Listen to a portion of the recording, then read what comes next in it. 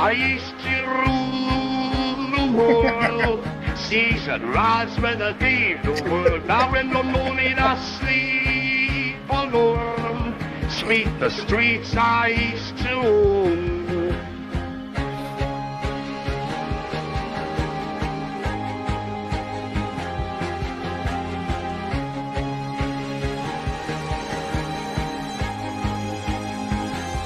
I used to roll the dice, feel the fear in my enemy's eyes. Listen was the cry. I miss him, bros. I like the rolled R's. That's a really good touch. It gets it. It really captures the essence. That is Viva La Vida by Coldplay being covered by some painter. I don't know history. Yeah. Kind of an obscure. Let me look this figure. guy up. Let me look this guy up real quick. Philosopher, politician. Oh, he was hold the fort. No, that's another Norm joke. Welcome everybody. Someone. Oh, I'm gonna steal another joke here, but when it gets to this part, this is the part that I think is the best part. Yeah. When it gets to this.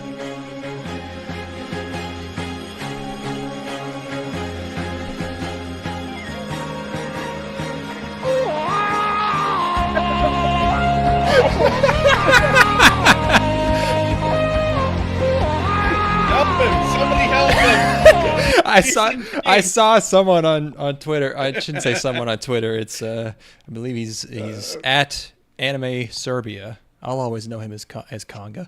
But he goes, this is the sound that Tom makes when Jerry drops a mallet on his toe.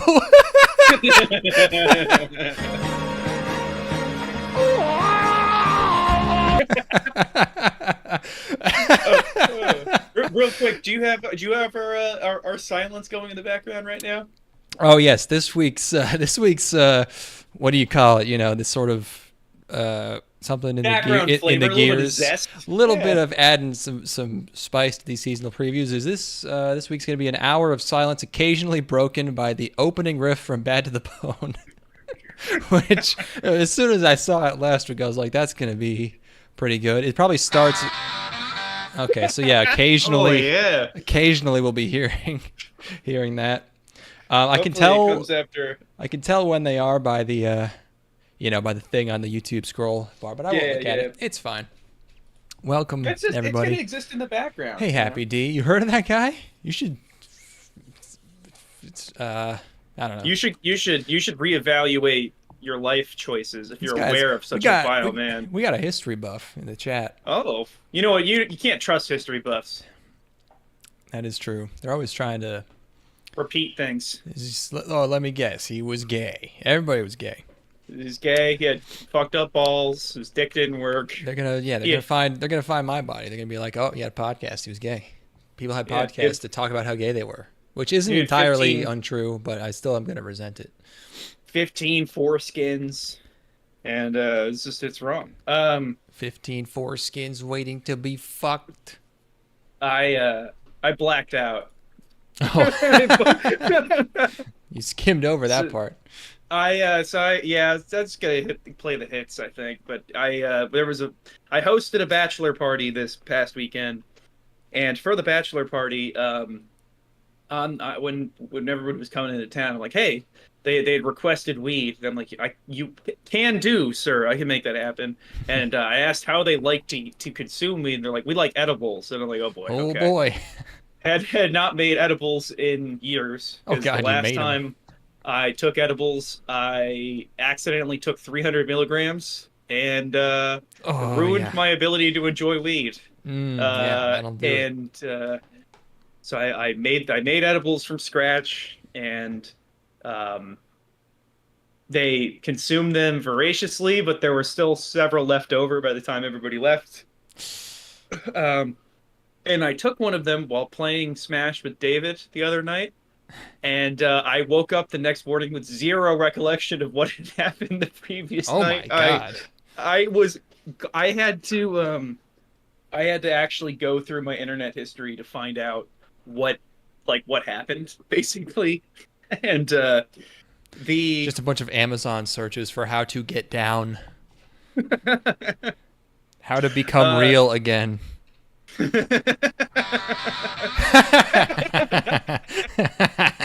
Oh yeah. Boom. That's good. That's good. Every time that happens, it's gonna be like, yeah, that was a good joke, even if it like doesn't land at all. It's it like fizzles having out a completely. third member again. It's like the reason why people used to have like rim shots or like a guy with a bass in the back during your act. Yeah, we get a little bit of randomness in there, which I think keeps us from abusing it, which is good. You know, it's yes, we're not in control even. The occasional boost, but so I woke up and I had a live stream that was every single episode of My Little Pony in order. That was what was that was up.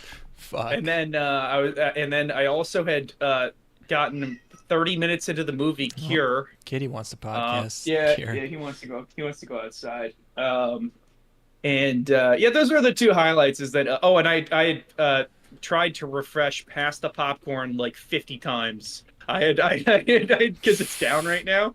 Oh, and I just kept trying. I just kept trying to go and try to get movies because I had some movies I want to watch, and I just if you through my history, it would be like, okay, YouTube, past the popcorn, and then YouTube, and then 5 minutes later, past the popcorn, and just ping ponged back and forth, and I'm like, fuck, I can't watch anything because I'm not gonna pay money for a movie.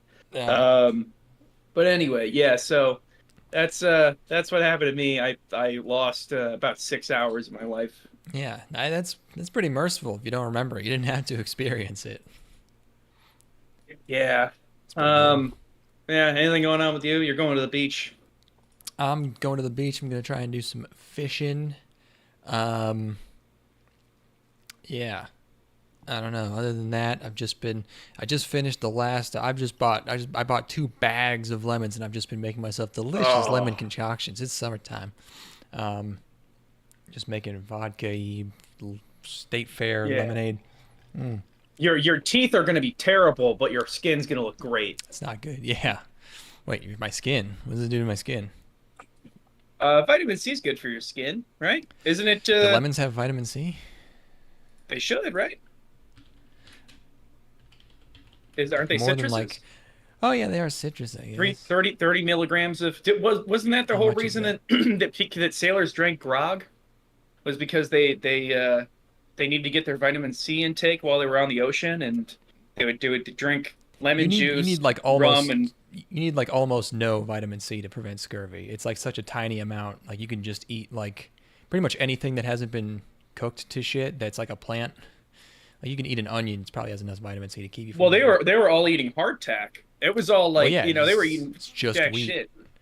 Yeah, so they had to get the Okay, they got a decent amount of vitamin C. Yeah. 30 milligrams in a full lemon. 50% of your daily. Yeah, in one lemon. Yeah. You probably don't even realize how much energy you have now. Yeah. I remembered like the one piece of total fringe bro science that is actually completely like that I have literally observed work flawlessly is that if you stop eating vegetable oil, you cannot get a sunburn. I was fully like I was helping to build that woodshed in my backyard, and both times we've tried to work on this fucking thing. It has turned out to be a 0 cloud day in the middle of July, and it's just the middle of the day. The sun's directly overhead, and I was out there for hours. I was like, I'm gonna be fucking toasted. Nothing. Will you shut totally up, Dad? Fine. This is Daddy's at work right now. You should know better. No, that's completely true. I mean, I live in fucking Texas, and I run outside in the sun every single day. I do not get burned. So part of the bachelor party was that we went out to the river and got a riverboat cruise, and went to the beach, and I just tanked it and got home, and everybody else who had applied sunscreen ended up getting burned like shit. Yeah. And I tanked it and didn't get any kind of burning at all. Yeah, that's true. The thing is, what they don't want you to know is that actually all the bro science is correct. Yeah, all to of an it extent. all of it is accurate.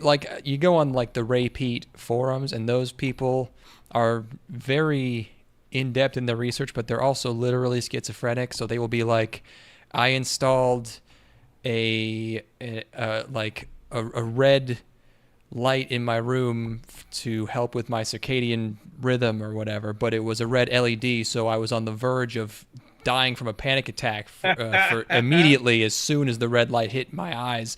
And then I immediately ate a handful of vitamin C pills, took an entire gram of aspirin, and downed half a bottle of honey by itself, and I immediately felt better. And it's like, I don't think that actually helped. I think you're fucking crazy. But yeah, I want to do all the contradicting ones.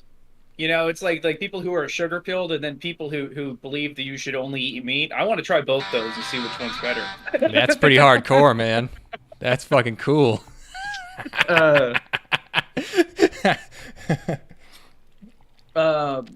Yeah, I don't know. Other than that, I've just been. It's been fun to.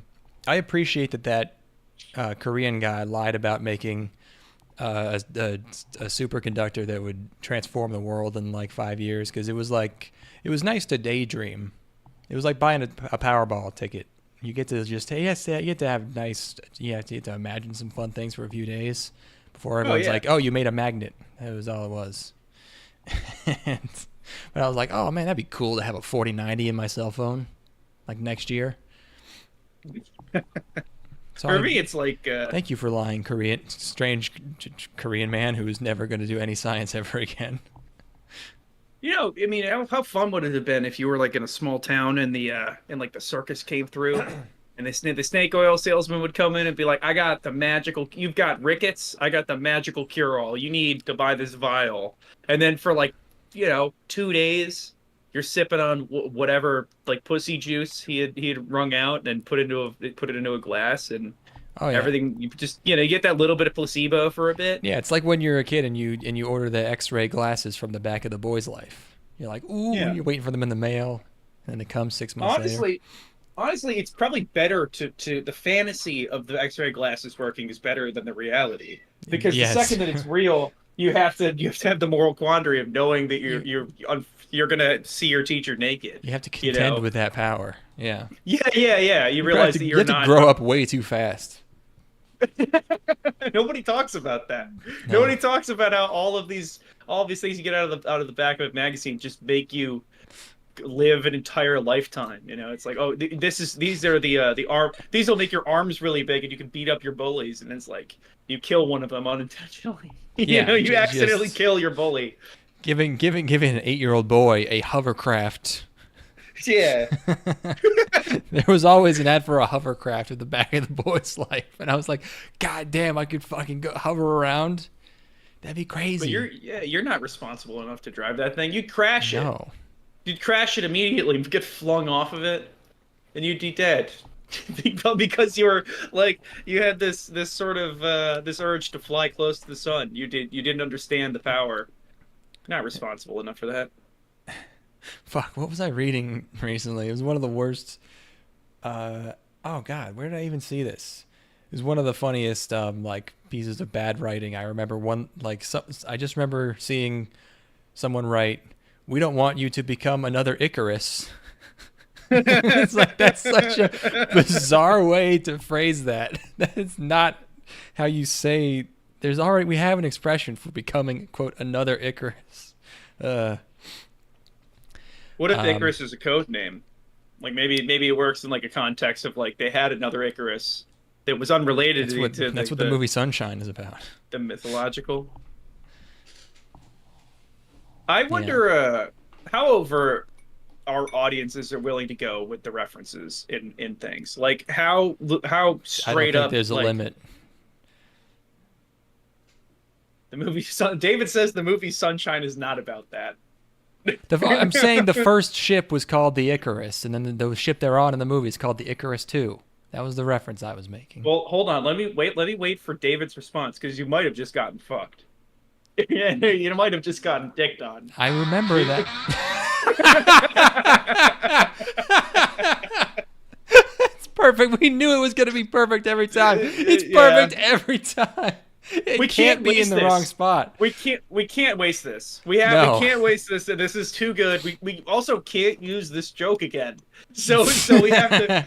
We got to start turning up the heat here, because if we just burn, David. It's not about some douchebag named Icarus. Well, yeah, it's not. He's not an actual guy. No, it's not about some douchebag. Fucking Oh, speaking of douchebags, hold on. By the way, I don't think you can go too overt for an audience. Okay. Do you know about Leo Major? No. Okay. Leo Major. What is? How do you even spell that? Leo? What is his name? It's Leo, but there's an accent over the E.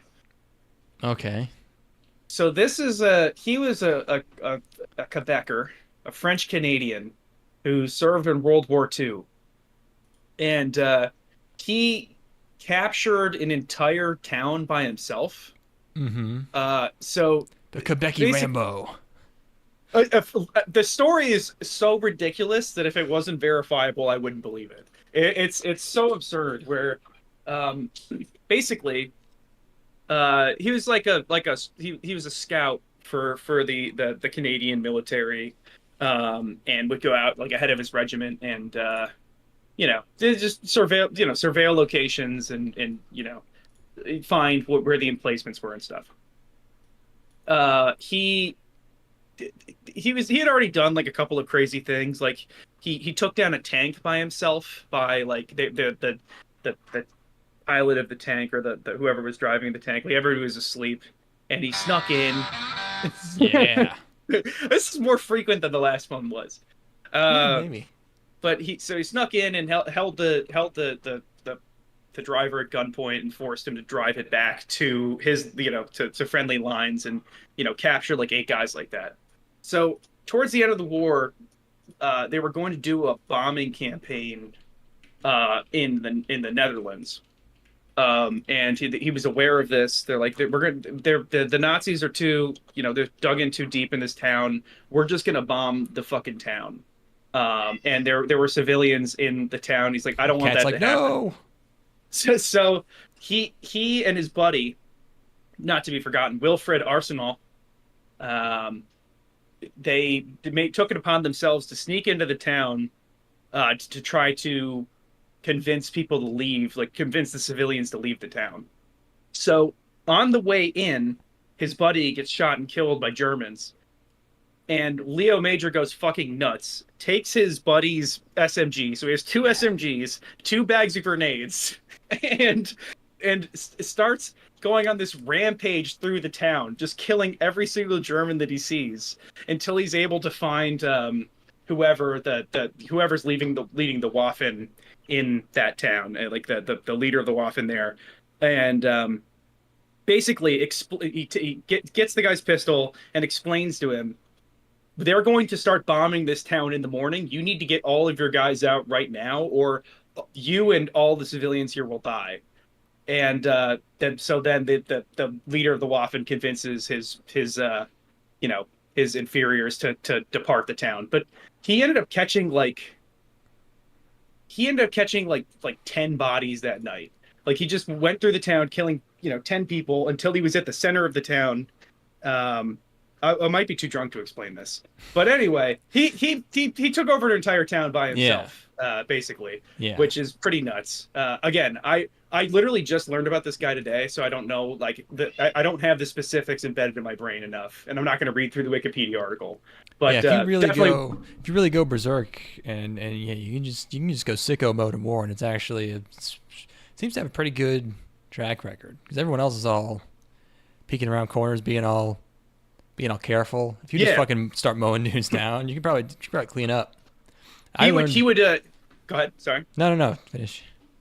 So he would round people up and then put them in a church. So he would round up like Nazis and put them in the church and take their guns and leave them there. And he did that like 10 times. He would just went out, rounded a bunch of dudes up, like, get in the church, give me your guns, and locked them in there. Left, got more of them, brought them back. And at one point, he had by himself. This is another incident.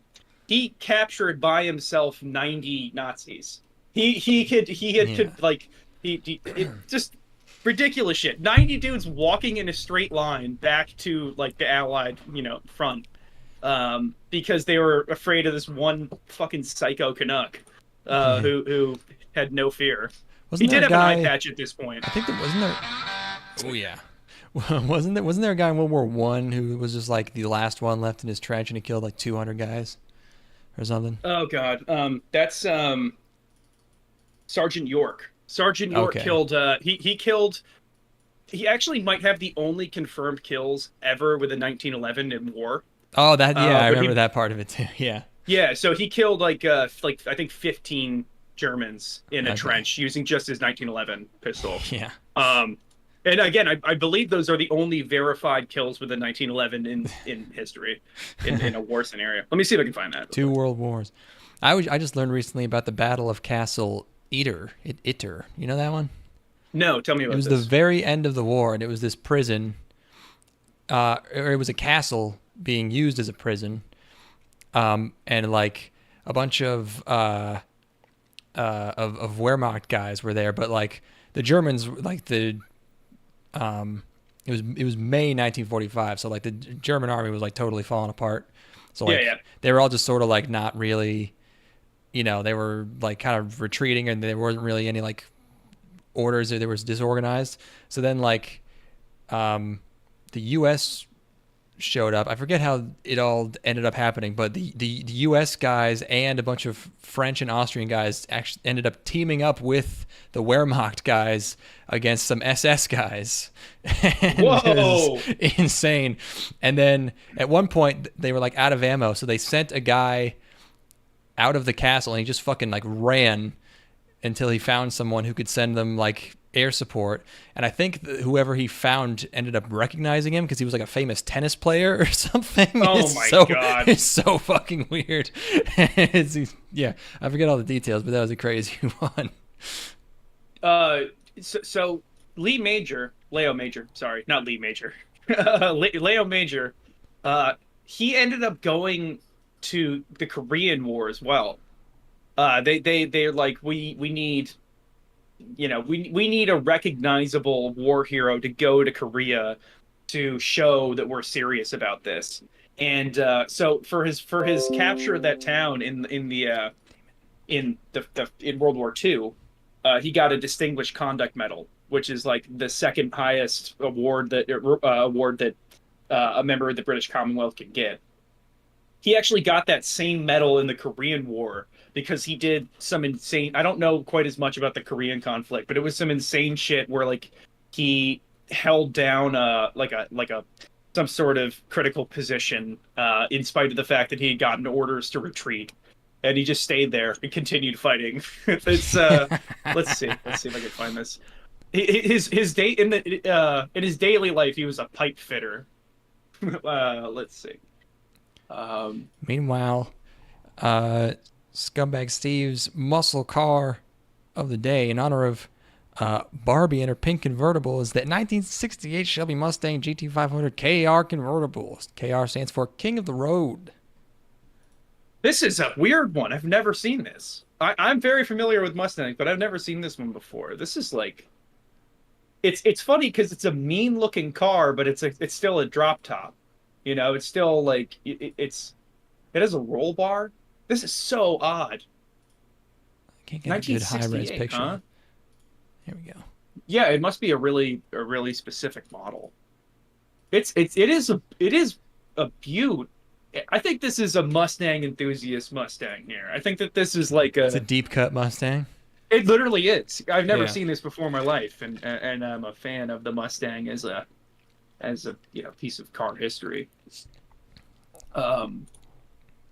Speaking of Mustang, David just watched Ford v Ferrari because I asked him to. Mm-hmm. So I'm wondering what he thought about that. Maybe he could chime in. But okay, here's the Sergeant York shit. Okay, here we go. All right.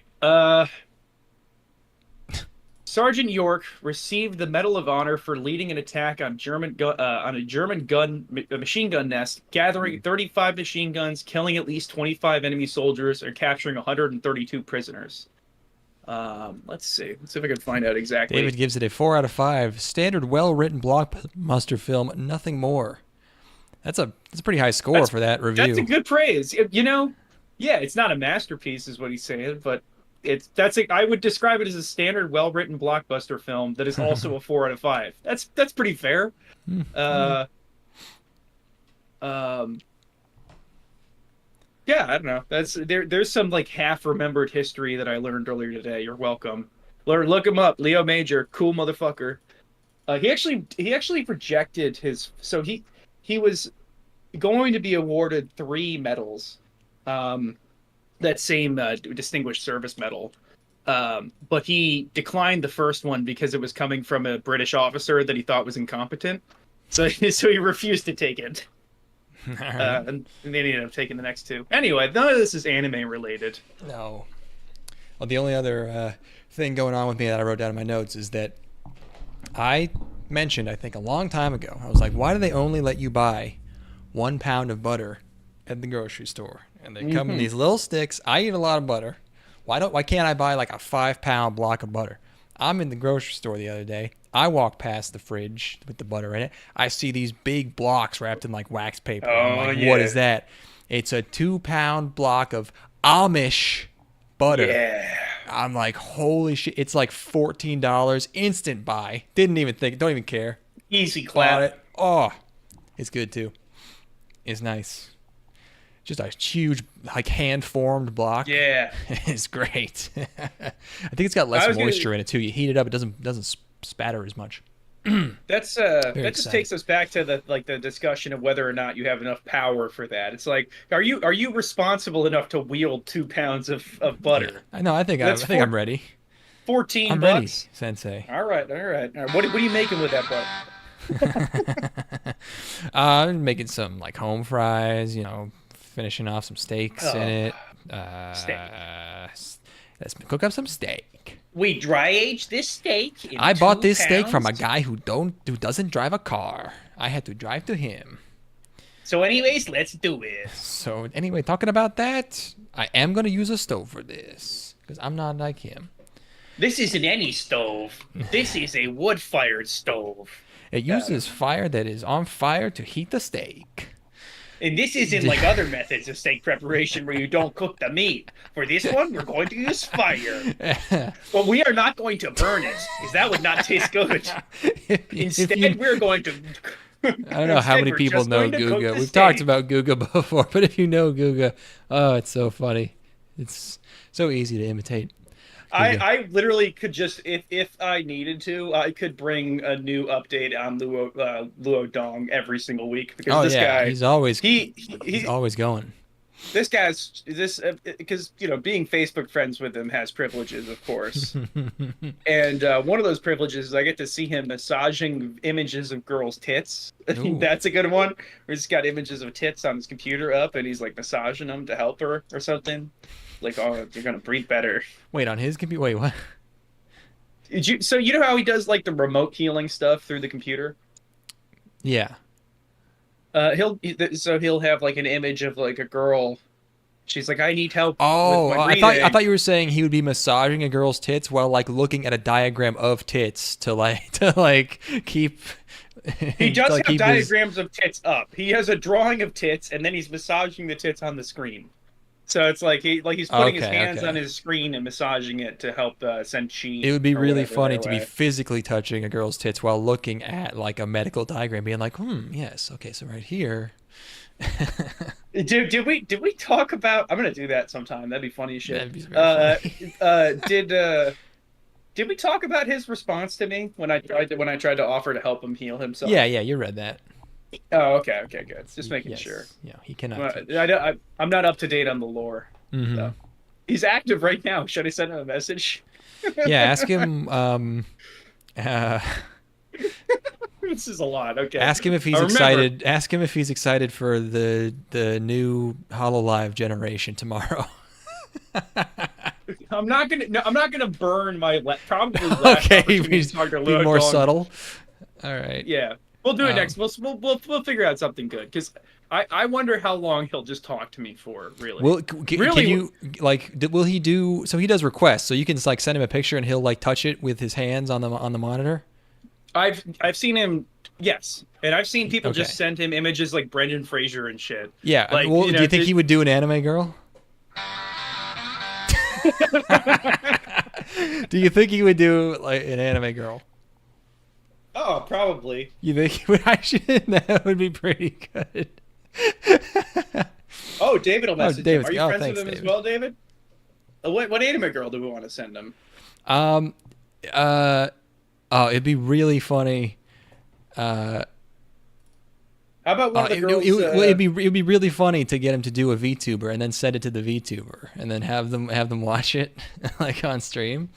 I wonder if Gura she'd probably put that show on her stream. No, you can't Hololive streamers can't play, not really? Unvetted content. No. You have to get a real wild card. David, you gotta add him on Facebook, pal. You gotta add him. Anyway, so just said we'll coordinate that for next time, so we got a little bit of content. Yeah, but we'll see if he'll heal an anime girl. Does he do teeth? I know. There's a VTuber who has really fucked up teeth. That'd be a funny. Does he do teeth? Okay, I have an idea. Let's just keep this in mind. Okay. Yeah. Type that in the Discord here. Okay. Luo Dong teeth. There it is. Yep. Easy. If that pans out, that would be fantastic. All right. Want to talk about the new shows? Yeah, let's go.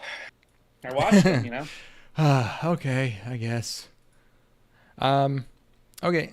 This batch is more anime from this season. Watashi no Shiawase na Kekkon. This is My Happy Marriage. Which sounds like a foreign art film. That was exactly what I was thinking. I'm like, this is like a Ukrainian this is like a Hong Kong movie. Or yeah, or like a Turkey film from Turkey, like a Turkish film. Yeah, and it's about being it's abused in black by and your white, husband. and he gets nominated for an Oscar. No one's heard of it. Yeah. Wait, I got screenshots. This next film is a story of perseverance while living in a patriarchal society that does not provide shelter for women in need. Very true. This film, My Happy Marriage, is enlightening, informative, and essential. This is what filmmaking is about, and it's just a girl, like, she's peeing. She pees most of the movie. Yeah, it's just incest and people like pooping and peeing. Yeah, it's just like a bunch of naked 80-year-old women. And I think that's what foreign movies are. I think that's all they got, really, is like those foreigners that they're not really able to make movies real good like us Americans, so they got to resort to extreme shit like Salo. It's like it's all I got. Yep. This one, oh man, this one's kind of crazy. I was thinking about watching this, but I opted not. Oh, you didn't? Oh shit, I didn't even realize that. Yeah, this one is a bit of an info hazard. If you don't want to like fall into an even deeper hole of hating women, I would not recommend this show. Just gonna say that one off the bat. Yeah, it's good of you to give the heads up. Thank you. Yeah. My Happy Marriage, light novel, being animated by light novels being animated by Kinema Citrus. It's about what's the era called? Meiji era. So Restoration. late 19th century, probably, maybe early 20th. It's about a lady. She's sad because of whatever. It's basically it's like Cinderella. Like her parents are dead, and she lives on this fancy, estate, and she's like a maid.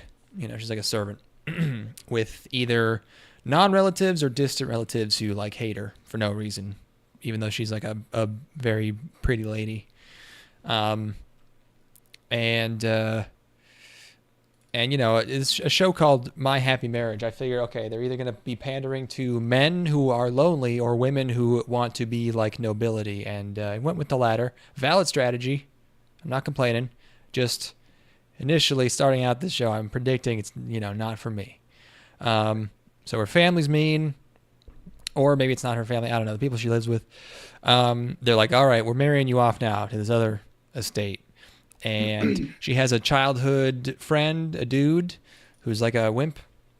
And he's not psyched about this. He's also getting married off. Her mean stepsister, I don't know if it's actually her stepsister, the mean other girl her age who lives there is mean to her and taunts her. And yeah, then she gets married out to some other dude, and the guy's sad. She talks very, very quietly. It's like barely like a non-whisper. Everybody's just miserable the whole time. There's a long flashback sequence. Show looks okay. And then she gets the new estate where she's going to meet the new husband. She's warned by like her stepmom or whoever that the guy she's being married to is very cold and cruel, and many of his fiancés, he's been engaged before, and all of his fiancés have fled him. And she shows up, and you realize that this was not a misunderstanding. He actually is a cold asshole, and she immediately falls in love with him. How is he? I'm looking at the promo art here. He doesn't look like a cold asshole. He's got like kind of dreamy eyes. Yeah, I mean, well, I don't know. In the first scene, it's literally just like he's in the last like minute of this episode. All right. And yeah, he's just like completely like stonewalls her. Like he doesn't, she walks into the room and like bows, and he doesn't turn his head even, and he's just like, what are you doing? Or whatever. And he's just like dismissive of her. And it just goes into this sequence where she's like dreamy eyed and like there's wind blowing even though she's inside. And she's like, as soon as I saw him, and I'm like, oh my God, what the fuck, lady? This is like, there's plenty of like shoujo or like, lady focused shows where, the girl falls in love with, a guy who's rough around the edges, or even seems like an asshole at first, but he hasn't shown they haven't shown any hints of him having a heart of gold so far.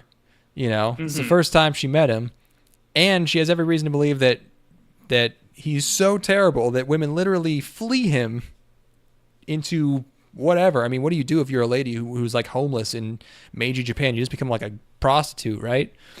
And also the added insult of just throwing in this other ineffectual guy just to cuck him in the first episode. It's brutal. It's like, I usually don't care about these shows, but this one had this particular grossness to it where I was like, God, this is like weird. She'll get what's coming to her, I know. I mean, but she won't. She's gonna be happy. I like it's gonna be a happy marriage. No. I like to imagine she gets what's fucking coming to her. Yeah, that'd be good. Just watch the first episode and then just imagine. Yes, that 12 episodes of her getting smacked around. Yeah. Not that I adore speeding women, of course, but it was the era, It was in the style. Is that a Gyaru?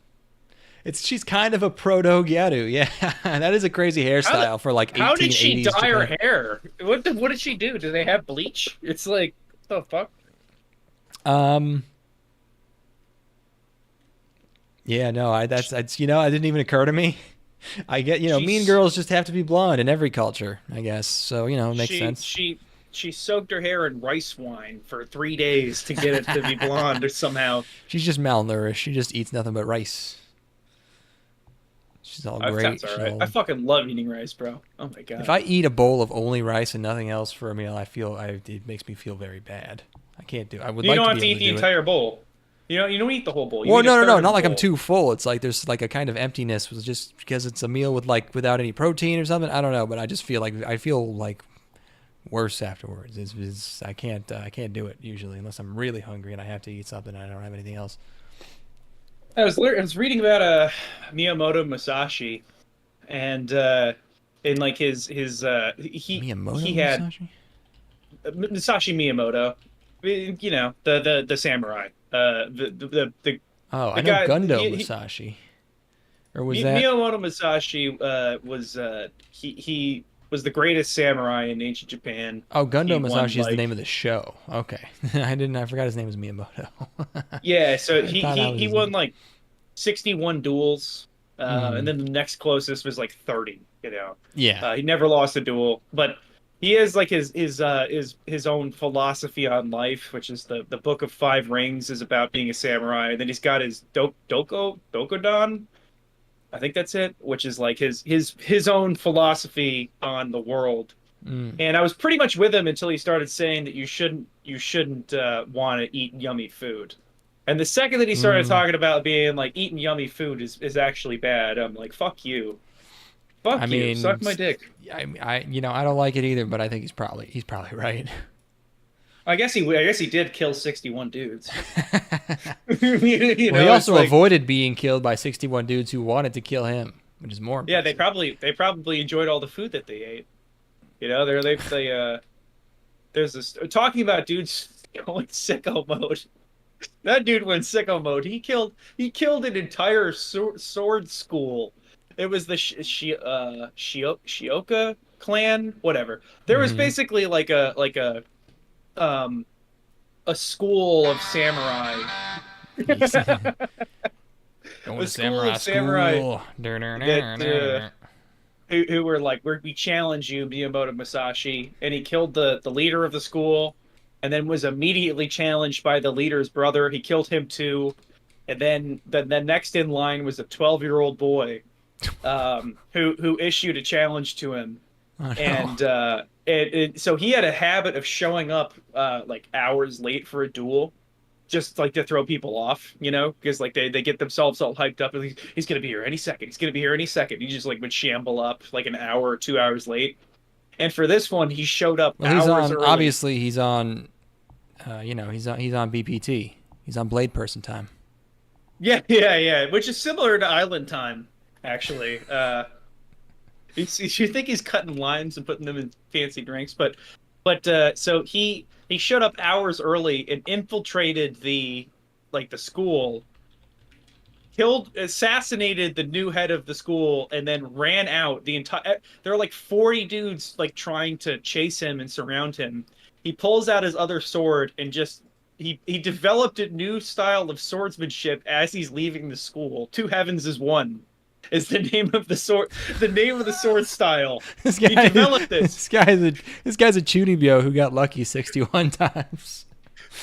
It's so I was reading about this. Apparently, there's some sort of like mathematical phenomena in that this applies to fighter pilots and this applies to duelists, where the more that you've won in dueling, or in the case of fighter pilots in aero combat, the more likely you become to win your next one, just mathematically. I don't know how Oh, it works. that's like the Lindy effect. What is You know, that?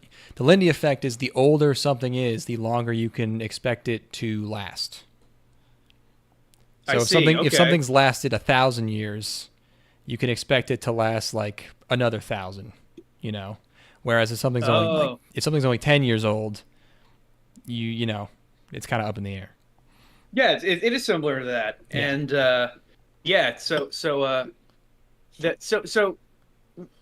I'm just talking about people that died hundreds of years ago. I'm sorry, but but yeah. So Miyamoto Musashi, he developed a new sword style as he was running out of that compound with two swords, uh, and yeah. So he became like a reclusive hermit guy. If we're going full on like just talking about historical figures, um, there was another one I was reading up on. It was pretty interesting, but I'll remember later on. All right, let's get back to this anime. Nobody wants to Okay. hear about this bullshit. Yeah, I was pretty much done with this one. This is just oh, There's a pinwheel on the YouTube video. I don't know if the stream stopped briefly.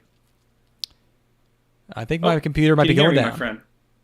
Oh, hello.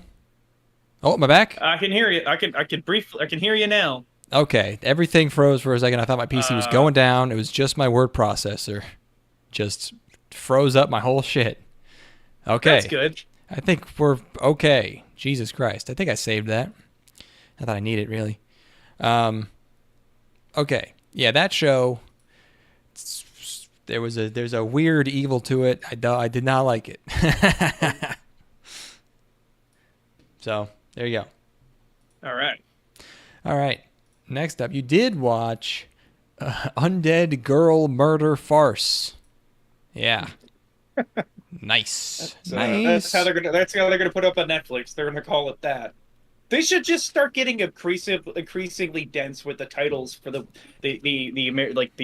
westernized versions of these things. Just really make people go for it. This isn't even the Western version. This is the actual title of the show. Like in Japanese, it's just Undead Togaru Mada Fasu. That's the title. Oh, okay. Which is even more insane. Imagine hearing that as a Japanese person being like, "Eh." Actually, they're probably like, "Oh, that sounds cool." It's a swing it's English, so it's cool. That being said, if Kojima had made something called this, I'd be like, I gotta see the trailer. I need to know. This is more of a sweary title than a Kojima one. Sweary with fucking Dark Dreams Don't Die. This is a light novel, name. Or no, actually, this is a novel. It is pretty good, yeah. This is a novel series. Studio is Lapin Track. It starts out with a lot of whipping noises, and it's about a guy who, like, is like he's like a fighter. He like dodges goblins for a living, and he works for this very long neck lady. And this is also the Meiji era, I believe, or it's at least supposed to be a while ago, and. I don't know much about older Japan. I don't know if they had like branded beer bottles, like glass beer bottles. But he likes to drink a lot. Hey, this is the way. Yeah, that's a good point. This is right. It's the 19th century. Did they have like? I guess they did. They have. Would they have like imprinted the logo on the actual bottle? Like it probably wouldn't be like a paper label, right? Yeah, I felt like I could go back and check it. I'm not sure actually, but I feel like I saw a label and I was like, wait, but he's like buying it from like a stall in the street, like in town. And it's like, what do they have? Ice? How are these brews be? Are they cold? I don't know, but yeah, I feel like there might be some anachronisms, but basically, they took some liberties. They took some liberties for sure. There are also like goblins. There's also demons, werewolves, and shit. Yeah. So maybe they gave them some forbidden technology. So yeah, he fights whatever they call them. They're not yokai. They're demons or whatever. Oni. Are they Oni? Okay. Mm-hmm. Yeah, so like demons, little monsters, and he does that for a living. And he drinks because he's half Oni, of course. And then he meets the karate nun from Black Lagoon, the maid, not karate nun, karate gun maid. I wrote down because she has a gun and she has karate and she's a maid, and maid. And he fights her, and then it turns out she's just working for the actual other character, which is a head in a birdcage. And from there, it's pretty predictable. She's like, I want to make a deal with you. And I'm like, she's going to say, I want you to kill me. And she's like, I want you to kill me. And I was like, yep. All right. They spent a lot of the rest of that episode talking. Jesus Christ. And then they talk a lot about, like, oh my God, I want you to kill me. And it's like, yep. And they're going on some kind of adventure. They're going to Europe next. So. He does. There is a great scene. There's one good scene in here. There is the scene where he makes out with the severed head, which is pretty awesome. That's wild. I've never seen anything like that before. Where he picks her up out of the cage and lifts her up, and I think the moon, like they're like backlit by the moon or something. Yeah, it's very dramatic. It's extremely dramatic and fucking genuinely strange. So I'll give him credit for that. That's a weird image, just a guy holding up a girl's severed head and kissing it. Yeah, this is extremely boring. Jesus Christ, you can't exposit for that long, really. Yeah, it's a pretty simple concept to spend a whole episode on. So Undead Girl, that makes sense. She was not really murdered, but I guess her head was cut off. So that's that part. Not quite clear on the farce yet. I think it's. I mean, he mentions that his performances where he fights the Oni, I think, are kind of a farce because they're like weak ones or something, or like his manager is like kind of cooking the books a little. I don't know what he says, but yep, they have a pack. They have a. It was actually it was a typo. It's supposed to be undead girl murder face because she's just a head, and they inserted an extra R in there unintentionally, and they didn't notice. Or it's one of those weird Japanese attempts at an English language pun that like no one would get. Like, oh, it's like fasu, like fesu. Like, okay. Do you wreck it? Yeah, did you wreck it?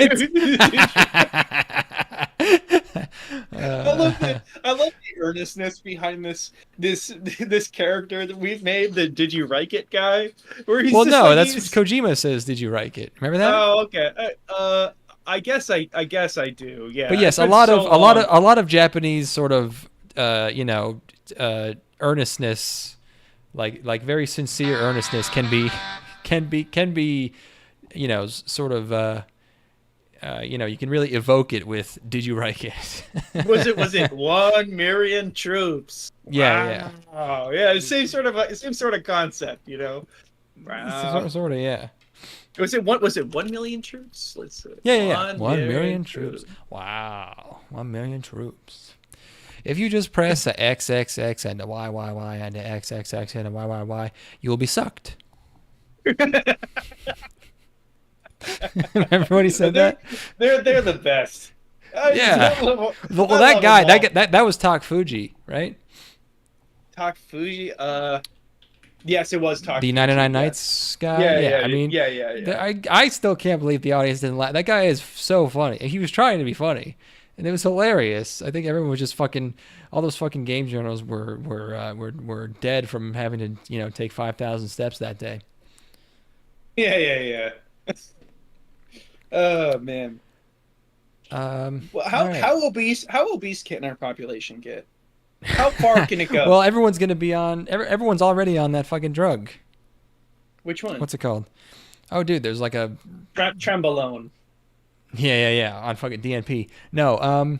What's the new weight? I read about this like a year ago. It's like everyone's about to be on this, and like apparently everybody's already on this. What's it called? Ozempic. It does seem pretty crazy. It just makes you not get hungry. Yeah. But, semaglutide. And, there's probably going to be some crazy side effects. But look, you know what? Like, I've done some reading about drugs, and it's like one of the things about drugs is that the simplicity of the molecule is kind of, it's important.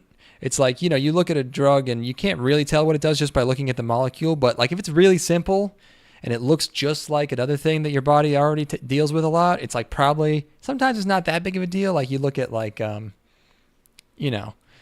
not Joe Rogan over here, but you look at DMT and it's like, that looks just like serotonin. It's so simple.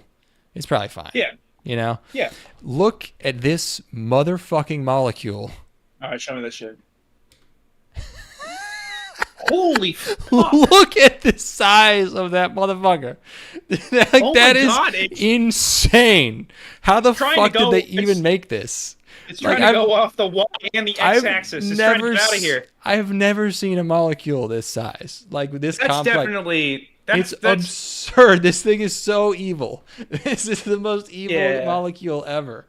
The rage virus is in there somewhere. It's like they got the rage body. Yeah, don't do it. Yeah, there's a bunch of people bleeding from the eyes, like Resident Evil 5. It looks like it's attached to a big soap down here. Like, what is all this shit? That's 80 drugs. That's 80 drugs. You're taking 80 drugs in one. Yeah, it's like you could just also not eat as much. But you can also just eat a little bit less, but I don't know. Wow, that is dire. That's the craziest chemical I've ever seen. by far, by far. There's definitely a stem of that is doing all the work. I don't know. They just shotgun blasted a bunch of these fuckers together. Got some people that were willing to be guinea pigs for 10 grand. That is how they make like that's all they're doing in like antidepressants and mental health drugs is they find like something that like kind of works a little and they just kind of fucking add some stuff onto it or subtract some stuff and just see what that does. That's what Alexander Shulgin was doing too, right? Like he would just probably, yeah. He was just like, he's like, this, if I add a stem here, let's see what happens. And he takes it. And yeah. Oh boy, oh god. I mean, there's not really much else you can do, I guess, to be fair. Yeah, I don't know. I'll pass. Yeah, no. Let's do keto for a month. Murder Farce, not, no, it's not bad to the bone. Yeah, no, not really. I watched Higeki no Genkyou to Naru Saikyou Gedou Last Boss Joou wa Tami no Tame ni Tsukushimasu. The most heretical last boss queen. It's one of these where she becomes the bad lady in a video game. Is there any novelty?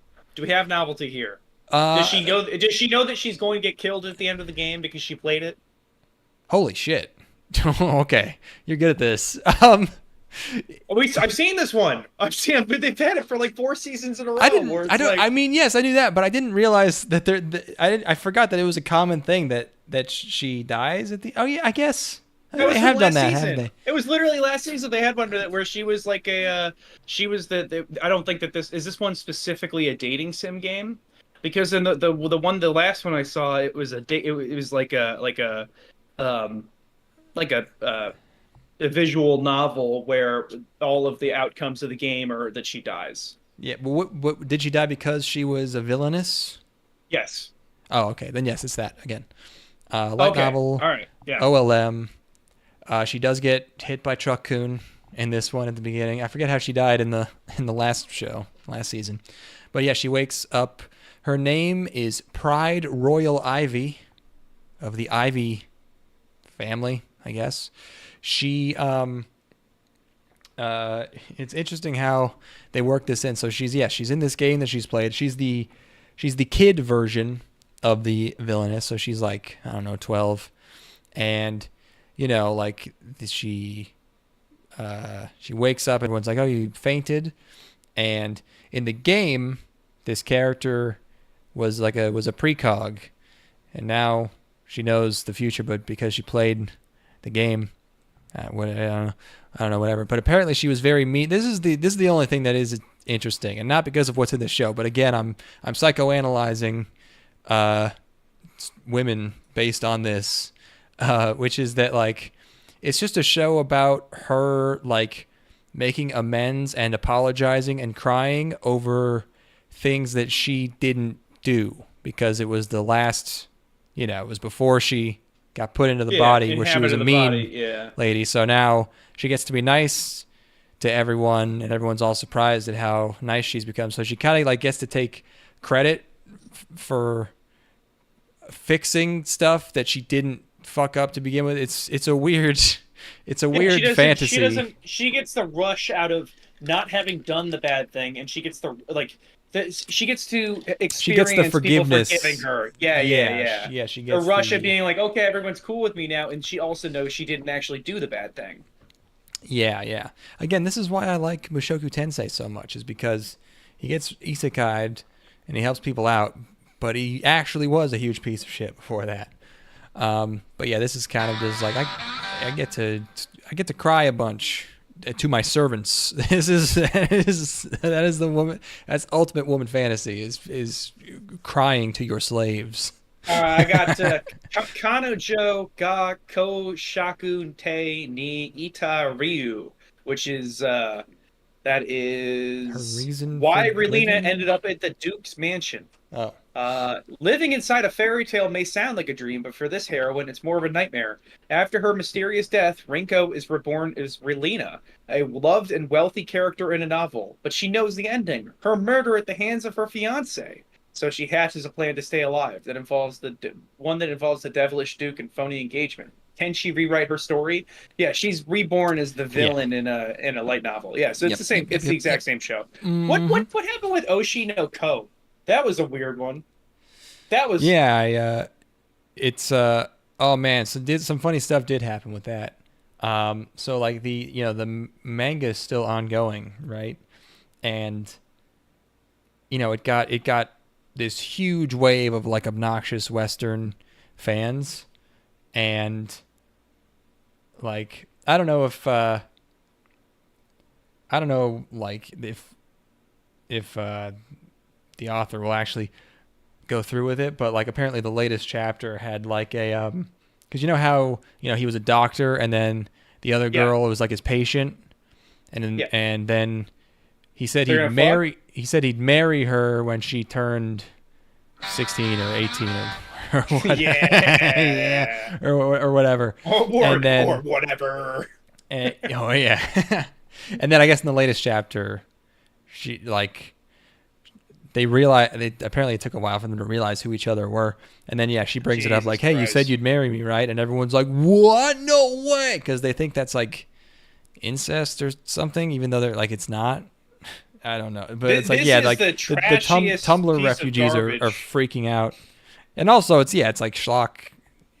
I read a headline. I have no idea if it's true, because it's just some headline on some, I think I saw it on Anime News Network when I was looking at one of these shows or something, or wait, where did I see it? No, it wasn't. I don't know. Someone was saying like the mangaka, it was cut off. All it said was like Oshi no Ko mangaka doesn't care, and I didn't see the rest of it. But I was like, I doubt even he cares about this series as much as everyone else seems to. Seems like that kind of fizzled out. Yeah, I don't know. I mean, is the show even? Is that even too core? What's going on with that? Let me see. 29th highest rated anime of all time. Oh, it's first season's over. It's only 11 episodes. Clearly. Season 2 coming. Okay. Clearly, to anybody with a brain, absolute trash. Just like I only saw the first maybe episode. It picks up. Yeah, I mean, maybe it does, but based on what you've said, no, it still sounds like trash. It still sounds like garbage to me. Like just. Boom. This is how are they gonna? This is cheating. It's not occasional. That's pretty frequent. That's a frequent riff from bad to the bone. There've definitely been. Oh, actually, that's the last one. We're at an hour. Should I restart it? Another one on? Here, I'm gonna go pee. You make a decision on the other one. I've got Mario going. What? Well, we already had the Mario death sound. Oh, did we? Yeah, that was like the first. Was that the one we did last? Oh yeah. There's also the fart with the echo. That was pretty good. I'll be right back. Okay. Let's see. 1 hour of silence, occasionally broken by the Taco Bell. The Taco Bell noise. Or Michael Jackson's hee hee. Some of these are good. I don't know. What is the Taco Bell? Is it not gonna? Oh, come on. Give me a fucking... Please? I want to hear the Taco Bell sound. Okay. Yeah, it's not that good. I don't know.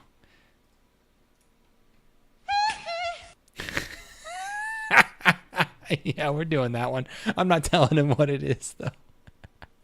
I have to wait for the next one.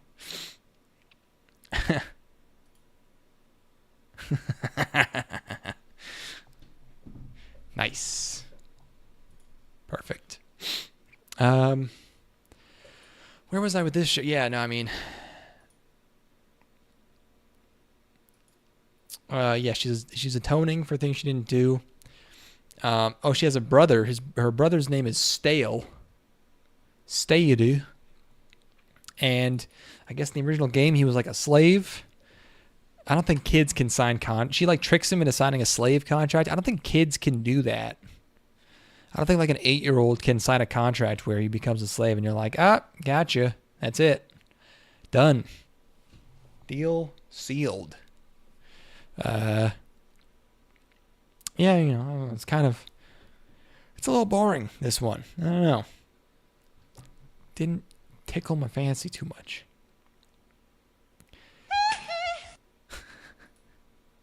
It's good. That is good.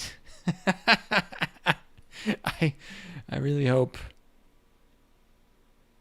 there's not one for too long. What the hell is he doing?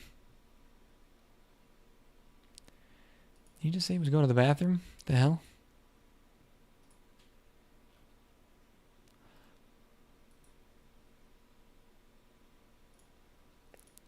Actually, I'm going to pause it because I don't want him to get here and then immediately hear it because I want it to be a surprise.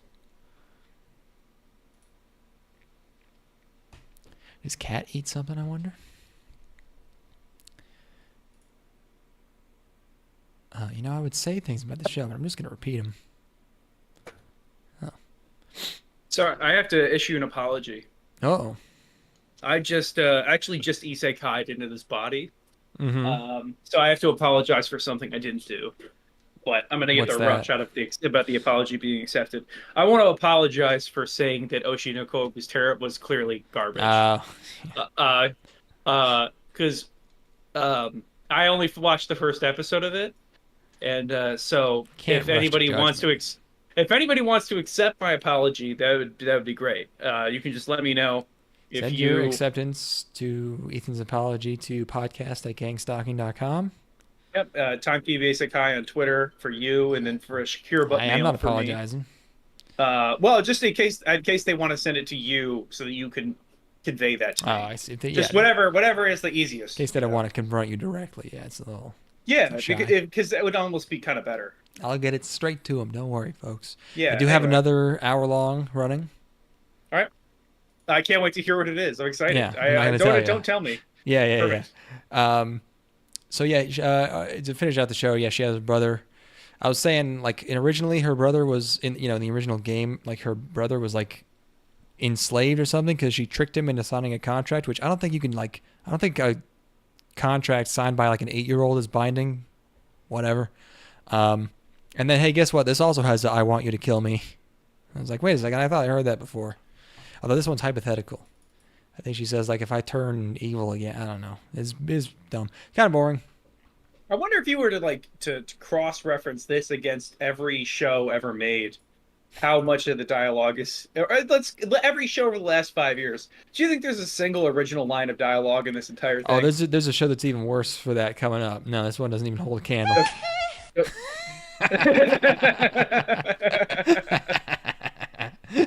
Pretty good. I like that one. Man, we're just nothing but upstanding people being represented in this show today. We had an intro from an upstanding gentleman, and then now we've got another... Yeah, that's comparable. I think Michael Jackson and Hitler. Next show... Seija Musou, Salaryman, Isekai de Ikinokoru, Tame ni Ayumu Michi, the Great Cleric. He's the greatest cleric. Light novel, Cloud Hearts, and Yokohama Animation. This guy... Okay, so now we're into the ones that I watched today. This guy, he's a business guy. And this show is about what happens when business guy... goes up against gun guy, and it's very short. Gun guy, it's not even close. AKA falling down. Falling down, even a gun guy who is falling down and incapacitated still wins against business guy. Unarmed Japanese business guy. It turns out powerless against the gun guy. So, he fades. He fades, his life fades away, and the darkness encroaches upon him, and he's thinking, all that business lost. And then he's in grass field, and he's like, the dragons? What? And the faces are all long and ugly and fucked up. I was like, is this going to be like, are all the ladies women? Are all the ladies women? Are all the women men? Is this a trap show? Is this gonna turn into something weird? Because all these fucking lady characters look like cross-dressing dudes. Are you still there? Yeah, I mean, no, I'm here. I'm just contemplating it might still be. We don't have evidence that that's not the case. I guess. I mean, if that was your hook, you'd think this is gonna be too. Talking about cross-dressing dudes. Jeez. I'm gonna switch the speed to 0.25. Yeah, we had to do that, didn't we? Yeah, it was something we did with the Mario one. Yeah. Yes. So this. Okay, so my notes are: please kill me. He needs ID to get into the town, and then he meets this horse face who's supposed to be a hot chick, I guess. Like, this is like a stock script for one of these shows, and the like hook, the gimmick here is that he's like kind of good at bullshitting because he's like a salesman. That's it. He's not even like a superpower. He is just like okay at like kind of like working his way into like where he wants to be. Navigating like business structures, navigating like the internal hierarchy. Yes, asking for stuff and making people not mad at him, and concealing what he knows and doesn't know to guide. Actually, honestly, not a bad skill set if you're in like a fantasy world, or like if you get dropped back in ancient times. Can you imagine how much smarter you are than everybody from 500 years ago? Smarter in ways that probably don't help much, though. You know. Yo, you guys are gonna flip when Eli Manning takes down Tom Brady twice in the Super Bowl. But once this thing that's called football is invented, you guys won't even believe. Yeah. I like how that's the first thing I think of when I think of smart is remembering Super Bowl outcomes. Yeah, remembering sports. Yo, Hank Aaron. You know, it's like anyway, whatever. Oh man, a game called Factorio is going to come out. Okay. Well, first of all, there's these things called games. I think I might get off this podcast later and play some Kerbal Space Program. Whenever there's certain games, whenever I see a VTuber playing certain games, I have to watch, and it's Kerbal and Ace Combat 7. And whenever you see someone playing Kerbal, you have to get back into Kerbal. It's a curse. Yeah. I was trying to reclaim some of my old skate glory.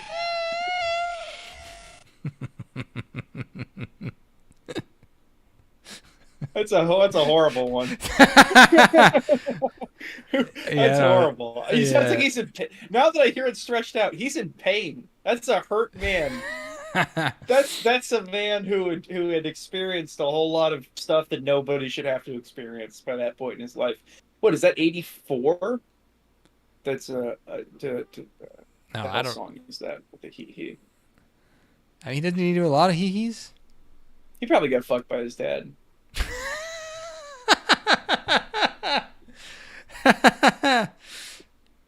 I'll ask Janet Jackson when she comes into town to perform. I'll be like, yo, by the way, what is that?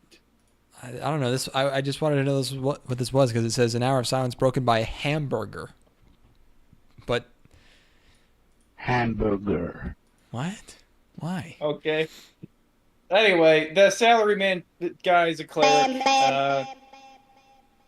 It's Crazy Frog. I'm not crazy about that one. Oh! Can I got something I could share real quick. There it is. You're welcome. Yeah, that one's good.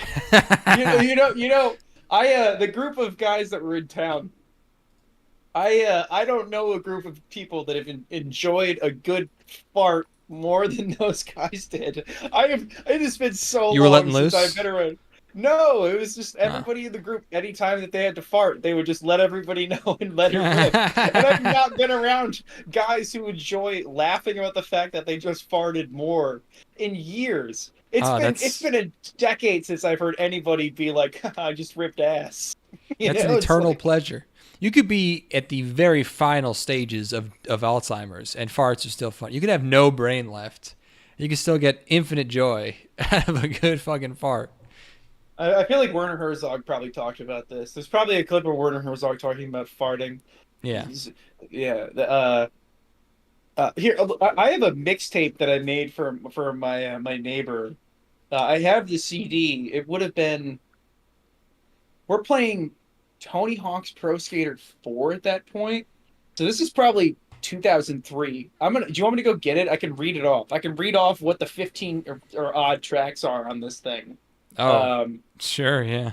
All right, finish up the show. I'll go get that. Finish up the show? No, finish up the Salaryman recap. Oh, I see. Yeah, the cleric one. Okay. So, yes, he's just like an okay business guy. He's in the town of. He finds out he's in the town of Metatoni. Hey, forget about it. And he decides to, or I guess he's kind of railroaded into becoming a healer. He kind of has to become a healer. Huh? Oh, I got the track list here. You ready? Sure. We got okay. Number 1. You made this to play Tony Hawk 2, or this is the soundtrack of the game? What did you say? This is. I was trying to figure out the exact era that this would have been in, and one of the songs off of this was from Tony Hawk's Pro Skater 4 for the GameCube. Oh, it's an original from the game? No, I know that I know of this song because it was in Tony Hawk's Pro Skater 4, and this would have been about the time that I burned the CD. Okay. This was to Jack from Ethan. Excellent. All right, track number 1, Yoda by Weird Al. That's a good one. Okay, yeah. That's track number 2. 1. They could just coming out the bat with that. Like that's the first. That's number 1. That's the first one. That's so funny.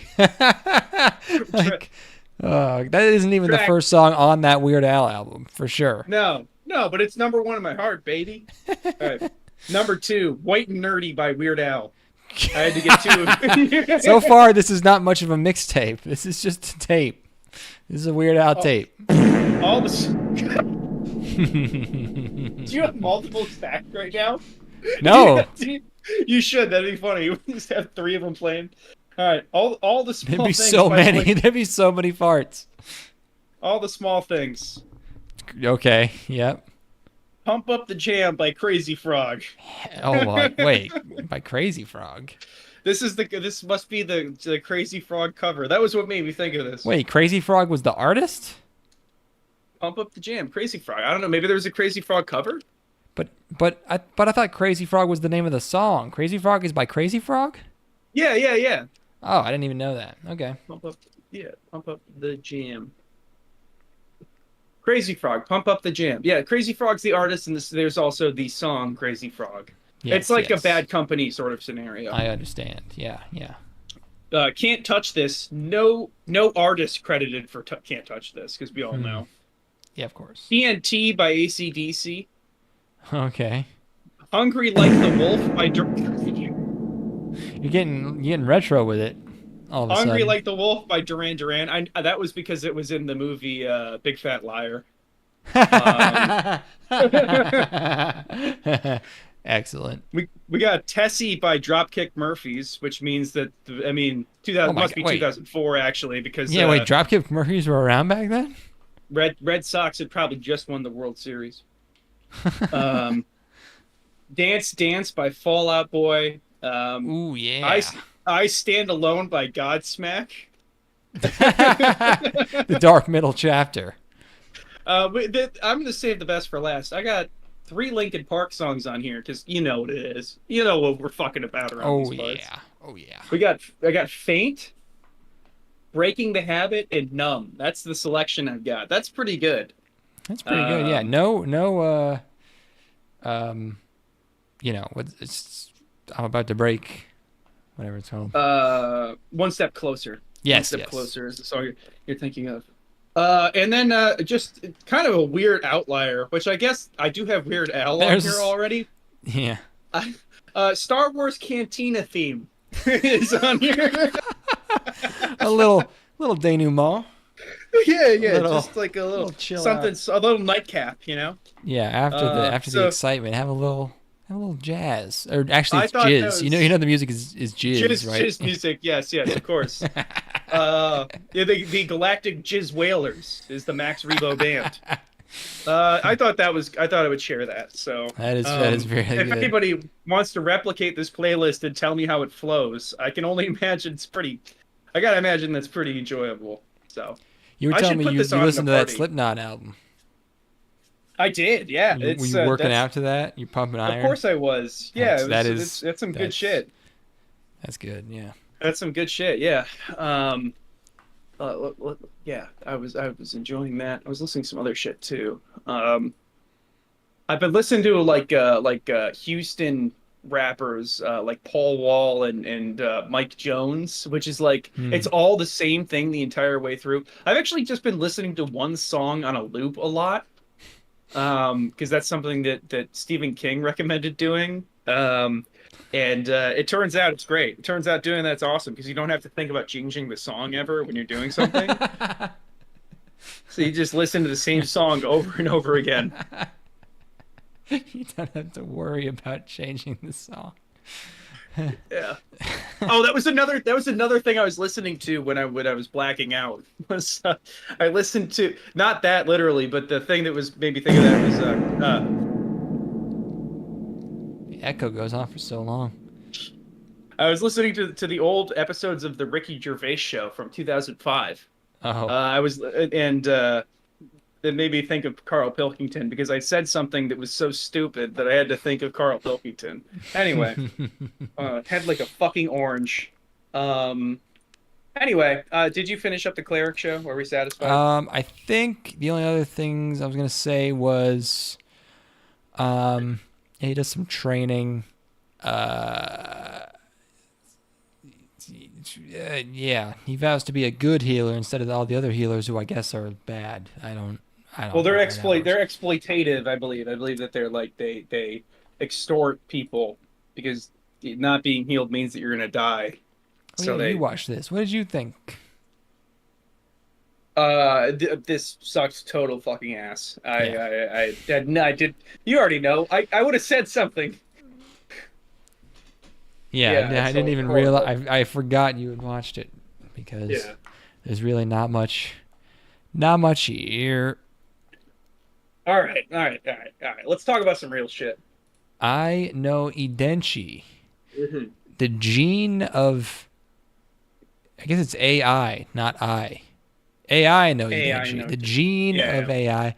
Manga Madhouse, and it looks kind of like Parasite, from what I remember Parasite looking like. So, makes sense. This is not a retro manga. I think this is relatively recent.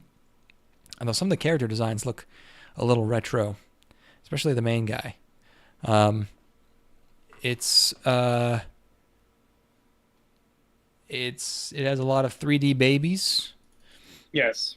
And it's about it's sci-fi. There's cyborgs, or I don't know. They call them humanoids. They're full on robots, I think. So they're androids. Okay. They're fully synthetic. Yeah.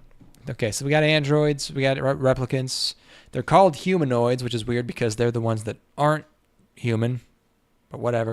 And it's about a doctor who fixes them, and he rides the line because you're not supposed to copy consciousnesses, personalities, and make backups. But some people do it anyways. The way that he rides the line is that you're not supposed to engage with it at all. He's not actively making copies, but if somebody has done something that irreparably damages themselves, he's willing to go over like that. And you don't come back from a fart of that magnitude. Yeah, that's rough. That's some sort of tearing. Total anal replacement. We need a total anal replacement stat. That's a great episode of MASH where Hawkeye has to swap out this dude's asshole for a Korean dude's asshole, and he's like, "I don't want that Korean asshole for my body." And he's like, "It's too tight. It's too tight and wet." Listen, I don't think you're in any position to be complaining about the shape of this pucker hole. If you don't quiet your mouth real fast, you're gonna end up with no ass at all. I'm sure this is perfectly representative of what MASH is like. There's a ticking clock, but what was I talking about? Backing up. He's a doctor. Oh yeah, so he'll ride that line. He'll work with people that have damaged their bodies in ways that are like against the law or something, you know. Yep. Yes. So it seems like this might be kind of episodic. The first episode, he makes a house call to this guy whose robot wife is on the fritz. And it turns out it's because she has a virus, and she has a virus because they made a backup of her. And he gets mad at him, but then he fixes her anyway.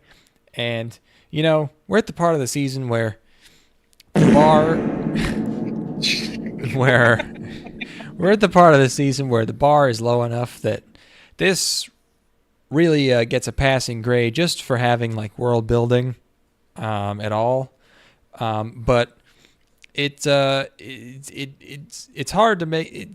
They make the stakes weirdly low for some reason. This whole thing is about this lady losing a week's worth of memories, and everyone's crying, and they're in this whole moral dilemma about whether to restore her backup or whatever because she. Well, I think the thing is, it's not. It's actually not really about that. Not to steal David's. I know it's. Here. I know it's supposed to be about them realizing that. Yeah, like yes, I understand, but. It's just it's not enough to make it like hit home. I don't know. This worked for me. I loved this. I love this first episode. I like the way that it's presented is so mundane. It's not like doesn't have like a very dramatic art style. It's not like it doesn't seem like it's going to be the kind of show that is has a lot of like you know, internal conflict or anything. Like look at how plain everything is lit here. It's just straight up they're just presenting the story. That's it. It might as well be a short story that you're reading, you know. Yeah. Yeah, for me there was something about like the woman sitting in that chair and realizing that she's basically about to die. She is or that she's not really alive. It's kind of the same. Same idea. Yeah. She has to confront the fact that she's an artificial creation that, unlike a human, can have her brain reset. And because she doesn't have a soul, she's going to wake up and still have the same consciousness effectively. Whereas, like, it's kind of like the teleporter dilemma from Star Trek, where it's like the teleporters in Star Trek don't transport your matter to the wherever you're being transported to. Yeah, they create matter with the same information. Yeah, correct. And it's like, are they transferring the soul? It's like, is the soul going too? You know, because otherwise the consciousness is being left behind. And then there's a new my favorite episode of TNG ever is an episode about a transporter malfunctions and they just create a second version of a person, and those two people have completely different lives, and it's fascinating. But yeah, I found this first episode to be effective. I thought it didn't answer moral dilemmas, but it asked a lot of questions, and I thought it was remarkably subtle and intelligent. And that might just be because I had watched a show where a salaryman gets hit by a car or gets shot by a gun. He gets shot in a crime gone wrong, and then ends up in another world where the gimmick is that being a healer is bad in that world. So this was this might as well have been fucking Dostoevsky as far as I'm concerned in that moment. So. Yeah. This is. You know, there's a lot of things with premises similar to this. This reminded me of that video game Soma from a few years ago. Remember that? I know the game. I didn't know that it was related to this. What's the... Yeah. The whole premise of that game is like, it opens up and you've like been in a car crash or something. The main character's been in a car crash, and they're like, "Hey, we make a copy of your brain in case you don't make it." And you're like, "Yeah, sure."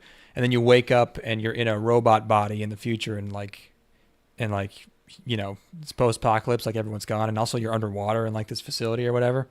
And then you find this lady, and she's like, "We can get you into like a real body," so that you find like a corpse. But the thing is, like, you're copying your consciousness. You're transferring it, right? So like you get into the chair and you're like, all right, let's copy me over, and then you wake up in a human body that was a corpse before, and you're like, all right, it worked. And then you hear from the other room like, hey, what happened? It didn't work, because it's still the other you in the robot body. Boy, that's good. It is good, but then the end of the game, and you can see it coming a mile away, right? You know exactly how it's going to end, because your whole goal of the game is to copy yourself onto this arc that's leaving Earth, and everybody's consciousness is on this arc where you're in a simulation, but you're all okay, like you can live and whatever. It's not real, but at least you can like not be on this like hellscape.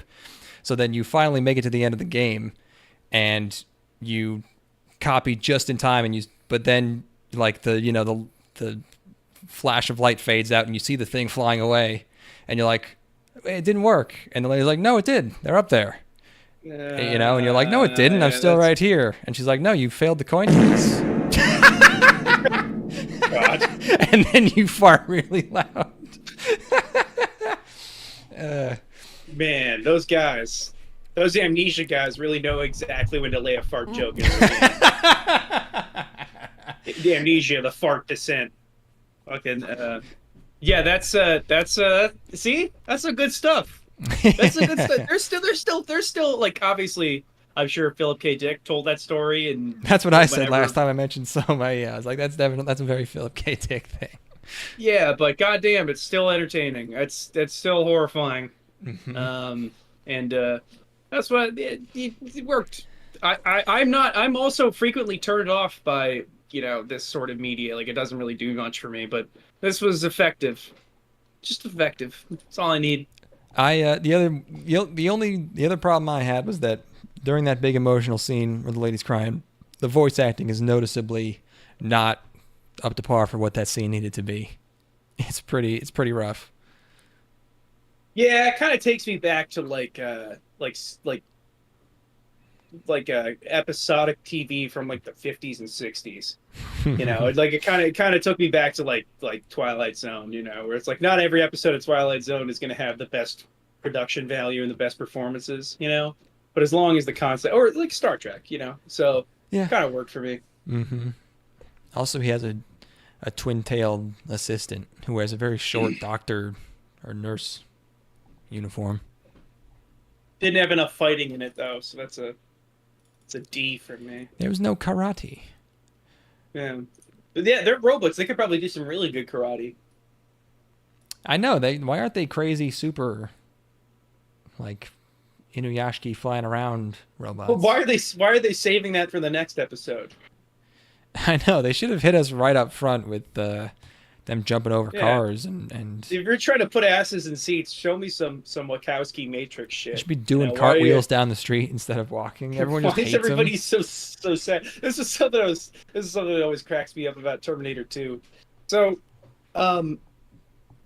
you know the T-1000, scary liquid metal robot. How come he doesn't just roll into every single room as a giant ball of spikes?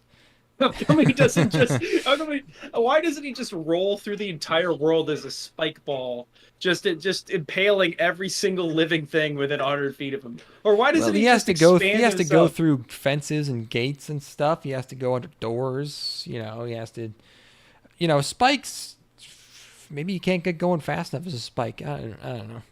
Well, why doesn't he make his chase in John Connor? Terminator 1's better movie than Terminator 2, but why doesn't he just give himself crazy stilt legs when he's chasing John Connor? It's like you got a guy who's made of liquid metal and he uses it to like. Doesn't he do that at one point? I thought I don't know. No, he does. He doesn't do anything with like extending his legs. He turns himself into a he melts into the ground, right? For he kills the guy at the vending machine. He's getting the coffee. Mm-hmm. Why doesn't he just expand himself to take up the entire room and just crush everybody? Can he make himself bigger? I don't think he can do that. Well, why doesn't he just make himself thinner? You know, it's like then just apply enough force to like suffocate everybody, or to act like the Blob. You know. I mean, yes. Out of all series, Terminator is probably the one that's going to break your brain the most if you try to think about it at all for like more than 5 seconds. But also, they do. It's a pretty. I think it's pretty implicitly established in the Terminator franchise that Skynet is actually pretty stupid. They're just really good at making robots, but like they really have very little strategy going on. How do they lose? In the first one, he thinks they have. In the first one, he thinks they have laser guns in 1982. A plasma phaser in the 30-watt range or whatever the fuck he says. Yeah, it's not even that many watts. Yeah. Just what you see, pal. just what you see, pal. Yeah. Anyway, we've made it to the reason talk about some real shit. Why this stream is called More Like StopHands. We've probably made that joke before. I don't know. I don't think we have. No. Dekiru Neko wa Kyou mo Yuuutsu. I know Yuuutsu from Haruhi. That means melancholy. When we were traveling, when we were going around the city for the bachelor party, one of the guys in the bachelor party who I didn't know super well from high school was like, "You had a reputation as like the finger guy." He's like, "You had the reputation as being the guy that just fingered everybody." Oh, just the guy who fingered everybody. And I'm no. It took me years of knowing you to realize that yes, you are in fact the finger guy. I have no idea how he picked up on that. No, I'm not the. You're so the finger guy. You fingered everyone. I'm not the finger guy. And then I was looking back through it. And I'm like, okay, yeah, I was the finger guy. They would bring up a girl and be like, yeah, I went to prom with this girl, and I'm like, oh boy. Just gonna keep my mouth shut. Yep. Yeah. I was dating her at the time, and I'm like, oh, were you? Okay, all right. That's so boy. Anyway.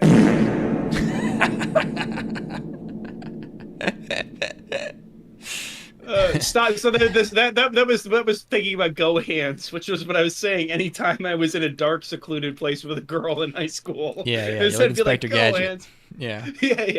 Go Gadget, finger blast. And anyway, let's talk about this. The masterful cat is depressed again today. Maybe he's watching seasonal anime. This is a manga adapted by Go Hands. That wasn't that funny. You're having the time of your life. Every single time you boot up an Isekai, oh, buddy, I can just imagine the smile on your face. You're like, I'm ready to see where this person goes. Oh, this time they're a vending machine. Yeah. Honestly, that's better than most of these. It was the most excited I've been about an Isekai in a long time, where I'm like, oh my god, he's a fucking vending machine. Would you fucking believe it? He's making the prices go up. Oh my god. He's like, he's gonna change the menu because these guys are getting bored with his vending machine offerings. This is awesome. I hope he starts selling cigarettes. Did I say that last time? Anyways, this is Go Hands again. We're back in the scary, very shiny K City from K Project way back in 2013 or whatever, 2014. We talked about Go Hands in part 1. Yeah, that's pretty much the opinion. Look, I kind of like the style of K Project. I didn't know what was going on, but it was something. Capellion, not great. I like Sekai Yakuin Domo. I wonder what was the last. What is the intro to this show? This feels they like always have to open up with a long walking. Yeah, like set the setting sequence. It's just like we spend the first 5 minutes of this episode just panning around the city of this lady going to work, and the city looks horrifying. This is like one of the things I noted. It's Go Hands' ability to fail at portraying the beauty of their own country is amazing. It's like bowling and missing every pin every time. Yeah, and you've got the bumpers up. And yet you somehow still... You can just trace over photographs, which is what a lot of studios do. It looks gorgeous. Why are you making Tokyo or wherever this is into some kind of like geometrical Kafka nightmare? Why? You know? And the thing is it's not supposed to be that. It's supposed to be like you're supposed to be like, oh wow, the city, oh my, it's like wonderment, right? It's not like supposed to be horrifying. She drives this fucking Code Lyoko Hot Wheels car to work. Like everything's blue. The weird fisheye, not even fisheye. I don't even know what it is, but like the weird. Well, they do like an extreme wide angle perspective where like they're distorting everybody's features and like lengthening limbs and stuff. Yeah, same as the last show from this season, the Glasses Girls show. Just do another one. Any style other than this. That Glasses Girls show and this open with like the same sequence. It's crazy. It's the same season. You can flip between channels in like one night and be like, "Oh my god, am I tripping? What the fuck is going on here?" Yeah, I mean they're almost the same show. Again, with this show, just like that last one this season, there's just all this weirdness, but then it's just when it's parts where it's just the characters, I kind of like the style that these characters are designed in. I like this girl's cute. I like her sleeping green hoodie that she wears. But yeah, why can't you be normal? Why can't you be normal? Go hands. Yeah, be normal. But the premise is she's an office lady, and she lives with a giant cat who's like a house husband. It's just a husband. I don't know if this is a fetish. I don't know. It kind of seems like a fetish at first, because otherwise I wouldn't really see the point. But he just kind of cooks for her. The one problem is that the cat isn't very cute. No, he's depressed. He's depressed, and he's just kind of big and he's like a bear. He's closer to a bear than a cat. I think this lady just has a bear in her apartment. Are people supposed to know about him? Are people not supposed to know about him? Because like They're a not neighbor, supposed to know about him. But the neighbor knows about him, and she don't care. Oh, she does? Yeah, the neighbor lady knows about him. Oh yeah, doesn't like, she? I remember when she brought you in. Yeah, oh, okay. She talks to the cat, and she's like, "I remember when the office lady brought you in. You were so tiny, and now you're big. Look at you, you're big." Yeah, and he doesn't talk. Yeah, I couldn't tell. Like, is this a metaphor? Is it a metaphor for a cat? Is it a metaphor for the way that a cat is like a person, or is it a metaphor for like how a person is like a cat? What the hell was the show? What the hell was the show where the guy was a walrus? Walrus. Odd Taxi. Odd Taxi. Maybe it's an Odd Taxi scenario. Yeah, just with one guy though. Maybe he's just Greek. He's just really hairy. Just a hairy fat guy. He's good at cooking. The food at the end was one thing I could say about the show. It did make me hungry as fuck. She eats some gyoza, yeah. It opens with him like chopping these carrots that are like green in the middle. I was like, dude, those carrots look bad. I don't know if they're supposed to be like that. Walrus Punch Man, Neon Genesis, Evan Walrus. David. He's cooking right now. Let him cook. Let him cook. He's on fire. David, I just gotta say, that is the best. Those are the best two jokes I've ever heard. Just let him cook. What did we expect from the people that made Marduk Scramble? I mean, exactly, that's true. We Black Wallius. What is that even? What is that based on? I don't. What is that even a play on? We were going to watch all the Marduk Scramble things, right? And then we watched the first one. We're like, we cannot possibly watch another Marduk Scramble thing. Yeah, I don't think we watched any more Marduk Scramble. The Marduk Scramble, the first compression was what we watched. Yeah. And then there was Did I watch the rest of those? Actually, wait, hold on. Oh no, I think I just had them downloaded for a really, really long time and then did not.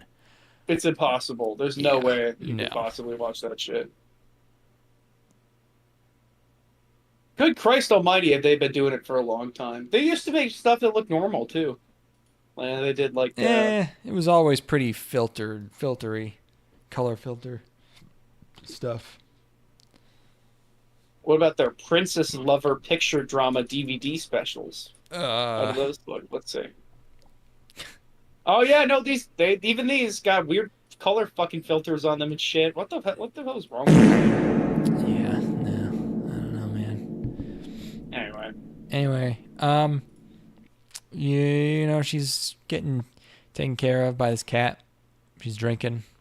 You know, I am embarrassed to admit it took me all the way till the end of the episode. Boku no Walrus, that's good. To realize that, oh, I get it. She's like the cat because he's bathing her, yeah. and at one point he weighs her by holding her and getting on the scale, and then she runs away because she's scared of the scale, and then he weighs himself and subtracts his weight. And I was like, oh, she's the cat. I am legitimately retarded. I am a dumb man. Hey man, if it makes you feel any better, I didn't put that much thought into it. That's better. No, actually, that's the preferable. I just did like I'm like, when do the jokes happen? No spoilers. When did they start making jokes? Yeah, it's not very funny. It's just like what it's literally just like, what if your roommate did this, but he was a cat? Well, that's a genre we've talked about before. It's like, what if you had a girlfriend? What if you had a boyfriend? Was like, that's a genre, you know? It's like, yeah, in this case, this is a thin layer on top of that. Yeah, let's move on. I can't talk. I can't look at this cat anymore. He's not a cute cat. Yeah, it's really like annoying. It's like annoying. Like he's supposed to be like depressed or something, and it's like you just made him into like. He's just like obnoxious to be around, you know. Yeah, he's high strung. Level 1 dakedo, Unique Skill de Saikyou desu. My unique skill makes me OP even at level 1. I'm gonna have to apologize. I know I just slipped into this body. I know that I just isekai'd into this body. I probably should have watched this one out of solidarity. I'm sorry. I should have delayed this podcast by half an hour to force you to watch this. Just to even things out a little bit, because I'm not coming from the same fucking zone. You don't even know where I am right now, having seen this. You don't even know the depths, the pit I'm transmitting from right now. Yeah, it doesn't sound. I'm coming at like you you've had much fun. From the fucking Marianas Trench of content. Yeah, I really. Holy! This is the one I was talking about, where I was like, "Oh, you think that show doesn't have a single line of unoriginal dialogue? Holy fuck, dude!" Yeah, that's just I was a bad friend to you. I feel like I'm generally a pretty good friend to you. This instance, I did make you watch that one show by yourself. When was that? Was that last season? I don't remember when it was. There's no way that it could possibly make up for this. I'm looking at this right now. I saw level 1 in the title, and I'm like, I will not be watching that. Did not even look at the art. A quick detour. David asks, would you cut off your toes to have a perfect waifu girlfriend? I don't know what a wife girlfriend is, but all of them? You can't walk without toes. Yeah, I was going to say, really, if you lose any toes, it really starts to fuck everything up. Yeah, I'm afraid. I don't know if I could. I'll find her. I'll end up with a perfect waifu girlfriend and my toes. I promise you. I'll have both. Why does David know Bofuri? David, did you watch Bofuri? That was the one that was actually kind of good. That was the show where she put all of her points into defense. Remember that? No? We watched it and we were like, nope. Like this one's... Like, we were both kind of ashamed of liking it because it was pretty entertaining. So the gimmick was that she had a shield? She had like max defense, yeah. But she had her friend there with her. And it wasn't an isekai. I think they were just in a VR game. Oh! Yeah. David, you watched the weirdest shit. But that show did seem pretty good. That's so random for him to watch that. I do remember this. This will be like Death Note. Really, all these isekai shows are basically Death Note, where it's like I have this one skill and I'm going to use it to gamify the world, and it's like, honestly, the show where he's a vending machine might as well be Death Note. Both of these nuts. That is true. Yep. David, you should watch the first episode of the show where the guy is a vending machine. That's it sounds like it's basically Death Note. I can't believe we don't have a third member of this podcast. Truly, it's incredible. How do we keep avoiding this? Okay, this show, light novel Maho film. He gets isekai. He walks around some blue stone halls with this girl. He eats some food. He cries when he eats the food because it's so good. He gets attacked by Berserk 2016 skeletons. I guess there's another girl. Ah! No. No. No. Oh, Stop it. No, not get her nothing. Off me. No, get her. No. Did you finish it? Ah! Yeah. Oh, buddy, did you at least hit the right? Did you hit the right arrow a few times? Were you able to? I think I played most of it at 1.5 times speed. Still. You could probably you can just go to 2x. You can just go right to 2x. You don't have to. Yeah, I mean, you don't have to beat around the bush. Yeah, you don't have to read that much. Man, this is. You can just scream. Mute yourself and scream, and I'll read the summary of this. Sato Ryota, a salaryman working for an exploitative company, suddenly finds himself inside an unfamiliar dungeon in a strange world where monsters drop all sorts of items as loot. With the help of a girl he happens to run into named Emily, he's able to check his own stats, and finds that all of them, both physical and magical, are at rank F, the weakest. What's more, his level is stuck at 1, the lowest. Ryota is on the verge of utter despair, but then he learns he also has drop skill all S, the most powerful unique skill there is. Can Ryota survive? Can Ryota manage to survive this bizarre world? The strongest and weakest adventure of all is about to begin. Nice. Did that feel good? Did it feel good to let it out? Yeah. I guess. Now here's some character names. We got character name. Were you Alice hoping? Wonderland. Were you hoping for a fart when you said "let it all out"? I understand. I have no ability to impart anything on those videos. They just happen when they're supposed to happen. I don't try to set myself up or anything. It's cheating. Yeah. Alice Wonderland is a character. We got Sure. Emily Brown is another character. Yeah. We got Eve Callous Leader. It's not a very sexy name. And Urza Monsoon. Characters. Original story by Nazuna Miki, who also did. What is this? This sounds like Cautious Hero. Oh God, Cautious Hero. Yeah, exactly. There's no way. You're just looking up. Oh no, I remember that one. This guy, David. He's got the knowledge. He's probably watched more stuff than I have recently. Anyway, we can move on to the last show. I'm ready to move on. You have to let go of that trauma. You have to just accept it. It's not my fault. Liar Liar.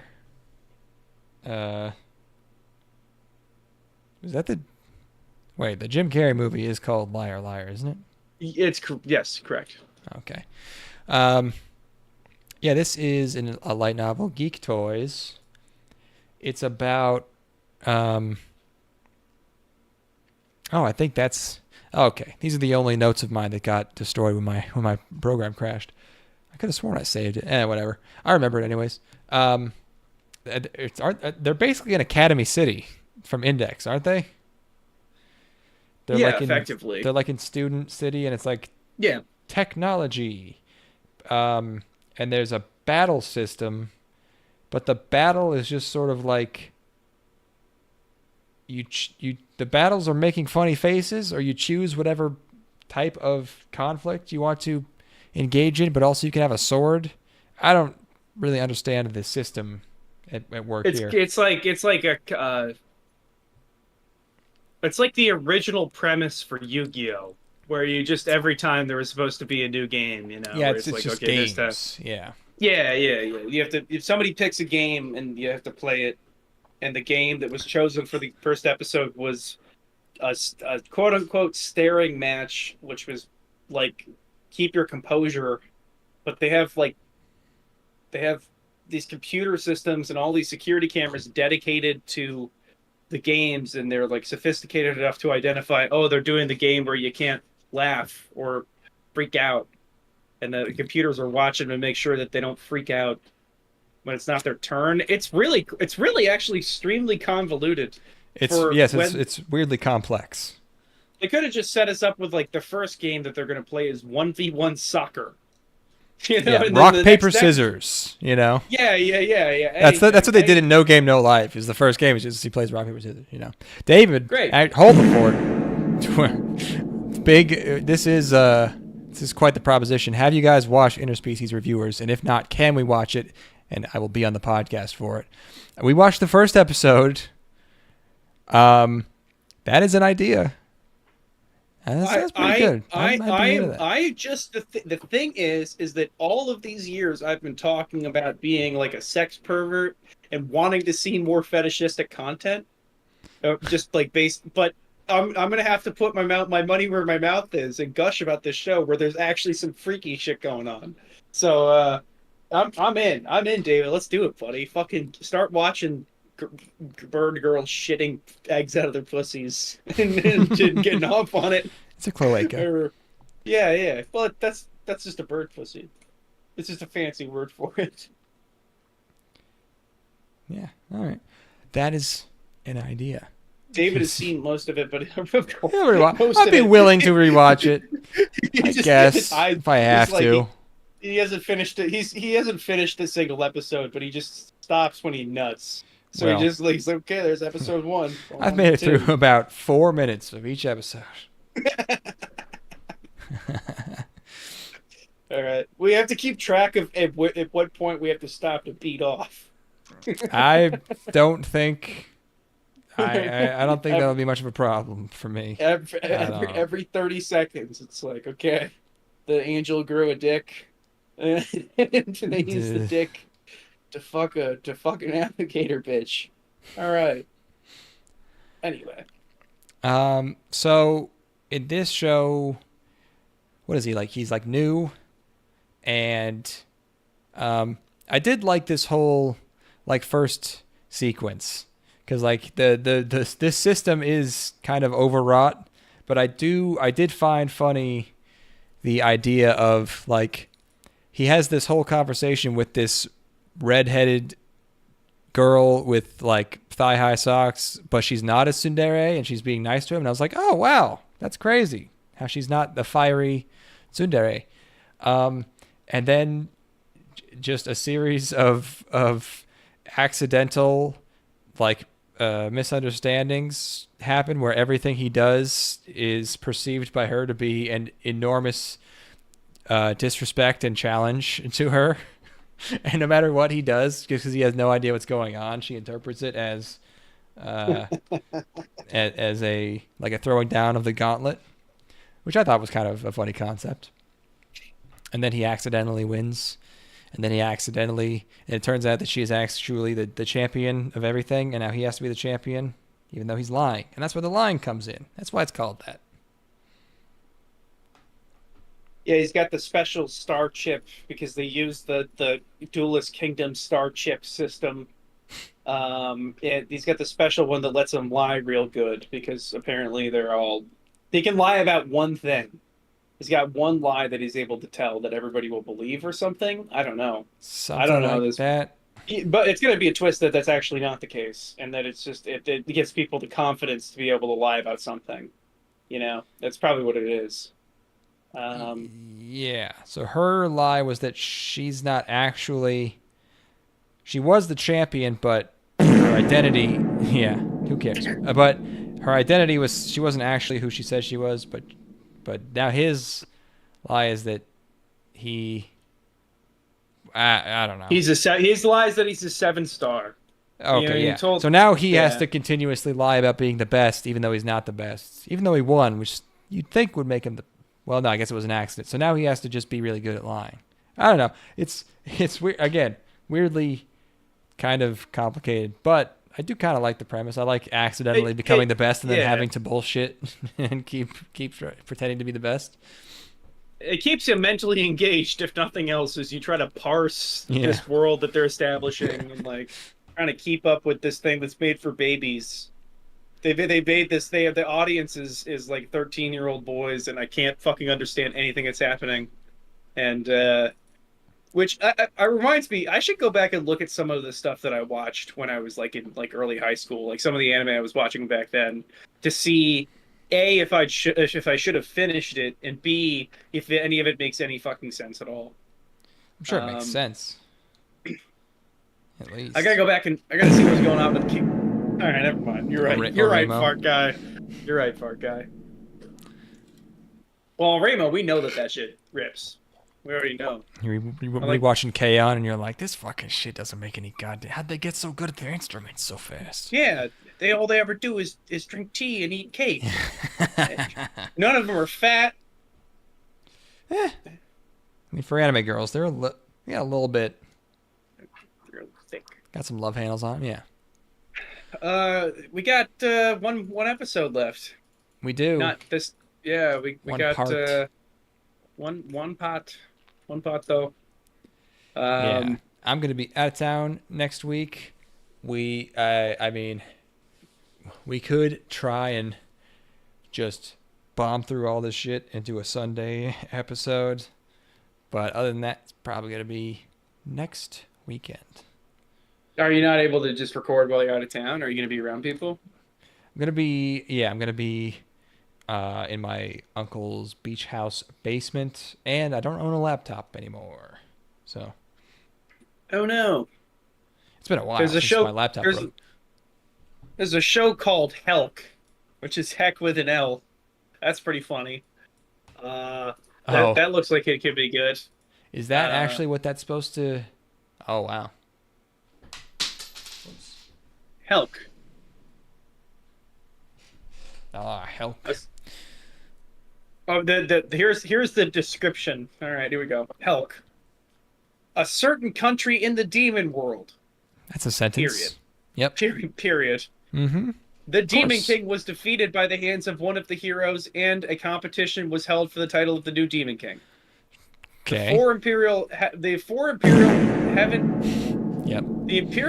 Heavenly Kings Vermilio, who was in charge of the... What the fuck? The Imperial Four Heavenly Kings Vermilio. Maybe Kings is supposed to have an apostrophe, so it's Kings possessive. So he is of the four Heavenly Kings. Yes, that probably makes sense. Who is in charge of the tournament is furious at the participation of the human hero Helk. The guy's name's Helk. Oh, his name's Helk. Great. Who is supposed to be her enemy. After receiving news of the fall of the castle of Urum before the final, Vermilio sets out to retake Urum Castle with Helk and the other finalists. With a smile, Helk says, "Let's destroy humans." Are those words true? Are they true? The truth behind the smile is ellipses. Wow. I'm so stoked for Helk. Is the whole show about them trying to take a castle? Oh, man. Are those words true?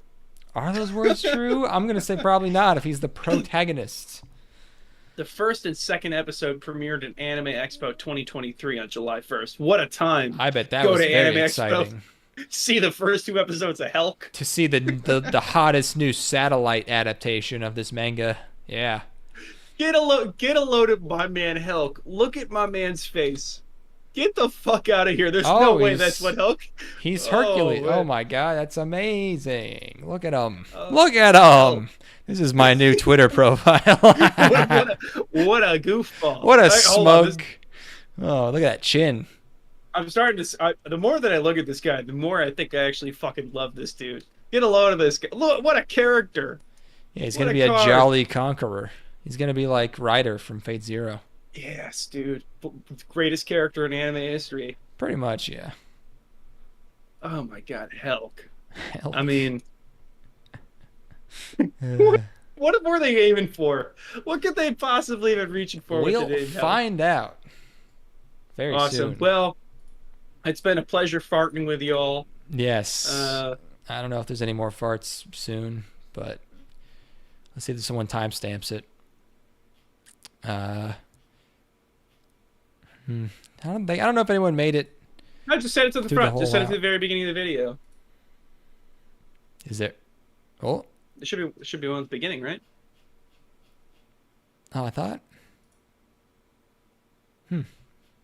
Wait. How about this one?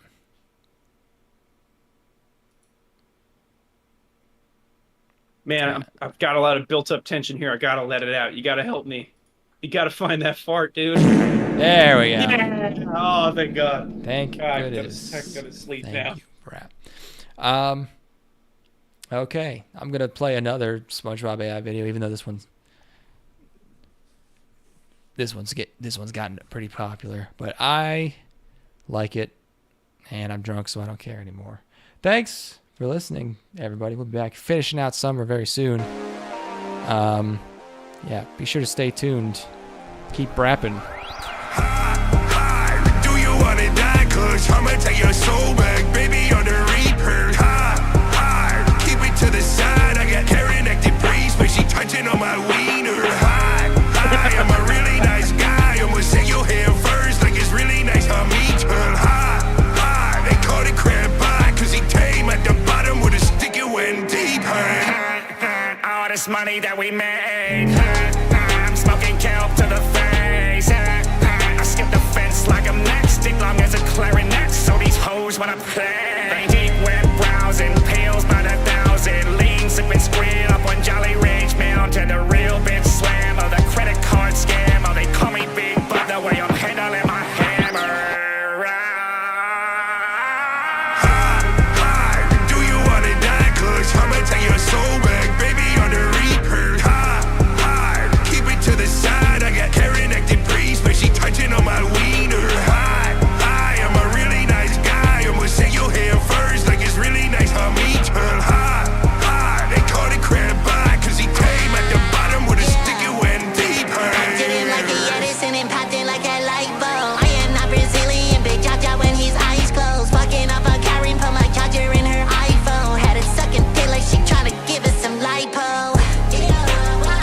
It's a light show. This is a nice pole. Set him up, anyone lock him down. Line him up like it's a commercial. We gon' make him strip it down like. Do you wanna die? 'Cause I'ma take your soul back.